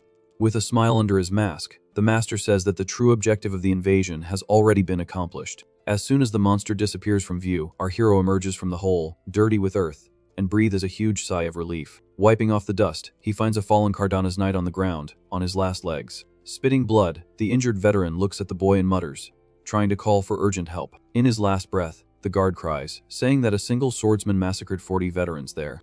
Grabbing the kid's clothes, the dying soldier gossips about the 8 newbies who disappeared from the base. With a weak voice, he reveals that the group was captured and taken hostage by the cowardly invaders. Closing the dead soldier's eyes, the hero understands the weight of the kidnapping and the failure of the island's security. Thoughtfully, the warrior tries to understand the logistics of dragging hostages away without anyone noticing the movement. Figuring out the evil plan, the kid deduces that the guys want live test subjects for the cursed Cardanis blood. Soon, it clicks, and he understands that there's only one magic capable of transporting such a large group so stealthily. Remembering his lessons, he mentions mass teleport, an extremely rare scroll that moves entire armies. Wasting no time, the boy decides he needs to act fast before the hostages disappear from the map for good. In a tactical calculation, he concludes that a teleport like that requires a lot of open space, revealing the final destination. Running into the woods, our MC bumps into a guard and asks if Chief Bradley is already on the villain's tail. Touching the watchman's shoulder, the hero tells the guy to rest, catching the poor fellow completely by surprise. In a quick blow with blue energy, the kid knocks the veteran out on the spot to prevent him from raising the alarm. With the unconscious body on his shoulder, the boy grumbles that the commander is looking in the wrong place. Putting on the villain's cloak, He knows that warning them as a mere recruit won't convince the foolish leadership. Resorting to an extreme tactic, the warrior decides to lure the big guy from Cardanis into the trap by force. Far away, the army of apprentices follows Bradley, marching tensely through the dense forest. Furious, the commander curses the invaders as cowards for disappearing from the area without a real fight. Suddenly, the veteran's eyes go wide, and he yells at the woods upon seeing a hooded figure moving. Without ceremony, our fake villain throws the unconscious guard right at the feet of the Cardanis troops. Seeing the dark clothes, Bradley seethes with hatred, concluding that the rat is one of the assassins from Cruises. With a war cry, the chief orders the entire battalion to attack and annihilate the insolent intruder now. With a backflip, the kid smiles under his mask, telling the group to come after him. Blinded by fury, the big guy leads the charge, running like a bull and promising to rip the rat's head off. Leaping between branches, our hero dodges spears and swords without breaking a sweat. Impressed, the chief praises the enemy's absurd speed, thinking the guy is an elite henchman. Seeing the landscape open up, the warrior celebrates mentally, as his bait plan worked perfectly. Reaching his target, Bradley brings his heavy sword down, cursing the villain with all the force of his lungs. Dodging at the last second, our MC gets out of the way, revealing the giant beach that the troops hadn't even noticed they'd reached. Hidden in the tall grass, the boy hopes the chief survives, warning that the dark boss is in the area. At the water's edge, the Master of Shadows appears, mocking Bradley for falling into the sand trap. Face to face, the veteran accuses the masked man of being the leader, while the villain calls the fight a glorious step. With his green sword glowing, the villain tells the chief to calm down, while Bradley demands total surrender. With a sadistic smile, the masked man scoffs, asking if the group thought they invaded the island without any plan up their sleeve. Firing off some insane green magic, the villain gets straight to the point, saying the commander is completely defeated. Seething with hatred, Bradley holds his sword, realizing it's a mass teleport, and swears he won't let the scoundrel escape. Full of swagger, the enemy reveals there are 15 minutes until full activation and promises to be the big guy's personal opponent until then. Launching a devastating green aura attack, the assassin tells the knight to struggle all he wants in the arena. Suffering from the crushing pressure, the veteran grits his teeth, trying to withstand the wave of the brutal impact. Watching the cheap shot from afar, an ally cheers, sweating coldly, begging the big guy to hold on just a little longer. Appearing out of nowhere with his face covered, our boy says in a cold tone that he'll take care of rescuing the prisoners. In the center of the enemy camp, a giant magic circle glows on the ground, preparing the coward's escape. Nearby, the Cruises henchmen make their rounds, watching the hostages tied up in the main tent. Completely camouflaged in the shadows, our MC notices the guards have let their guard down and decides now is the time to strike. Treating softly, the hero lands right behind the kidnapped knights without making a single sound. He then focuses on the purple magic shackles binding the group's arms to the dirt floor. With a quick touch, the chains shatter into 1,000 pieces, leaving the prisoner stunned by the ease of his liberation. Completely confused, the rescued man questions why a supposed Cruises henchman is helping the enemy. As he breaks the rest of the chains, our hero cuts the chatter, saying he has neither the time nor the obligation to explain anything, and tells everyone to flee. Finally, the troop of knights stands up, ready to get out of that mess without looking back. With great respect, the entire group bows, thanking the masked man from the bottom of their hearts for his life-saving act. Satisfied with the result, the kid takes a deep breath, decreeing that the hostage problem is solved for good. With a smile under his cloth, the warrior says that now it's time to do the heavy cleanup. Leaving the tent with fire in his eyes, the boy charges the enemy base without mercy. In a burst of speed, the bluish sword slices through several assassins at once, spreading chaos. Amidst the carnage, our MC steps on the bodies, saying it's the perfect moment to take out the trash. Using his full strength, the kid rips the henchman in half, raising a cloud of red in the camp. Meanwhile, Bradley continues to take an absurd beating, trading heavy blows with the green aura boss. Cold as ice, the fifth shadow scoffs that the fight was good entertainment, but he's still unsatisfied. Preparing the final blow, the villain decrees that the little game is over and swears Cruises will return to the top of the sword world. But suddenly, the master's eyes widen, sensing a bizarre presence, and he realizes the mysterious intruder has finally arrived.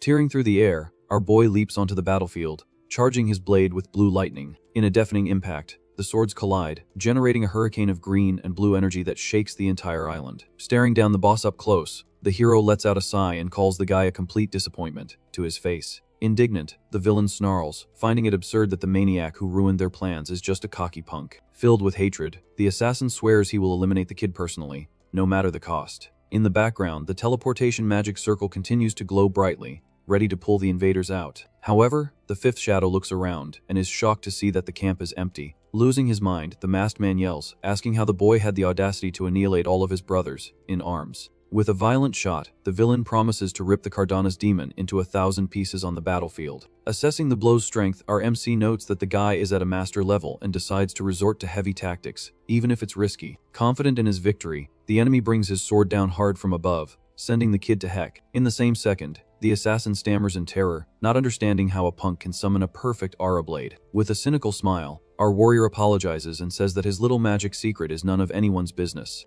Mentally, the hero calculates that he can only maintain the OP aura for 3 minutes and decrees that the fight has to end quickly. Completely crazed, the villain shoots slices of green light, yelling for the kid to just perish already. As he deflects everything with mastery, the boy realizes the leader has completely lost it, making him super easy to read now. In the bizarre opening, our MC advances in the blink of an eye, realizing the door for a counter-attack is wide open. Focused on victory, the hero decides to close the distance, dodging the blows with surgical precision. Suddenly, the villain cracks a psychopathic smile and yells that he's finally caught the rat in his trap. With his blade coated in venom, the assassin reveals that the green goo can take someone out with a single tiny drop. By summoning a venomous snake, the masked man swears the toxin will stop the kid's heart and mana flow. Not caring about the attack, our MC scoffs, thanking him for the detailed explanation and leaving the guy flat-faced. In a demonstration of power, the warrior's blue light simply grinds the venomous snake to dust in mid-air. Desperate, the fifth shadow freaks out, asking why the heck the ultimate venom had no effect at all. Intrigued, our boy wonders mentally if his new mana heart also has a natural resistance to poison. As their swords clash, the hero coldly repeats that the villain is not permitted to know his secrets. Suffering under the weight of the steel, the enemy leader groans in pain, completely losing his footing. Resorting to desperation, the master summons a forest of vines and giant snakes to crush the rookie. The shower of green roots plummets violently, trying to trap the boy on the dry earth by any means necessary. Not understanding, our MC questions if the guy has gone completely mad or thinks that flailing in the dark will solve the problem. In the middle of the magical thicket, the warrior calculates that trying to get close has become a useless waste of time. Spinning his body high, the kid prepares a brutal attack, saying he'll break through the barrier with brute force. Shooting off like a missile, our hero creates an insane blue tornado that rips through the air toward his prey. On impact, the assassin tries to block the energy drill, but ends up retreating and groaning in pain. Gritting his teeth, the boss curses the punk in every way possible, feeling his end knocking at the door. Consumed by fury, the villain promises to drag the kid to heck with him, even if it costs him his own life. In a magical outburst, the venomous roots begin to spin wildly, creating an impenetrable shield. In a tactical analysis, the boy realizes the enemy is pushing his mana beyond its limit, betting all his chips. Following the path in the woods, the hero quickly figures out that the whole light show is just a cheap distraction. Immersed in a blinding blue flash, our MC tells himself to stay calm, as he just needs to slice the target quickly. Focusing every drop of aura directly into the blade's edge, the warrior bets everything on a single, absolutely precise cut. With his sword pulled back, the boy sets up the perfect strike, tearing through the plants as if they were spiderwebs. In a final charge, the kid shouts confidently that the distance is closed, and the blade will finally reach its target. With a violent crack, the sword hits the villain's defense, generating a deadly spark on the battlefield. But out of nowhere, a purple magic circle sprouts under the hero's feet, activating a paralyzing shock trap. Completely frozen by the magic, the boy's eyes go wide, realizing too late that the coward hit a magical artifact. Grabbing his shirt, the fifth shadow gives a grim smile, stating that the punk was too careless in the end. Laughing in the boy's face, the villain confesses that flinging mana around was just a cheap bait to close the deadly distance. Full of swagger, the assassin decrees that the punk's luck has run out and schedules a meeting straight in heck. With a smirk, our MC retorts bluntly that this trip to the afterlife isn't happening today. Suddenly, the skies glow blood red, and the figure of an imposing warrior rips through the island's clouds. In total panic, the masked man coughs up something, not understanding who the heck appeared out of nowhere to crash the party. In a devastating attack, the big shot declares that the blow is in the name of all the men who fell in battle. Fallen and destroyed, the enemy leader spits something, complaining about the guy's absurd desire to end him.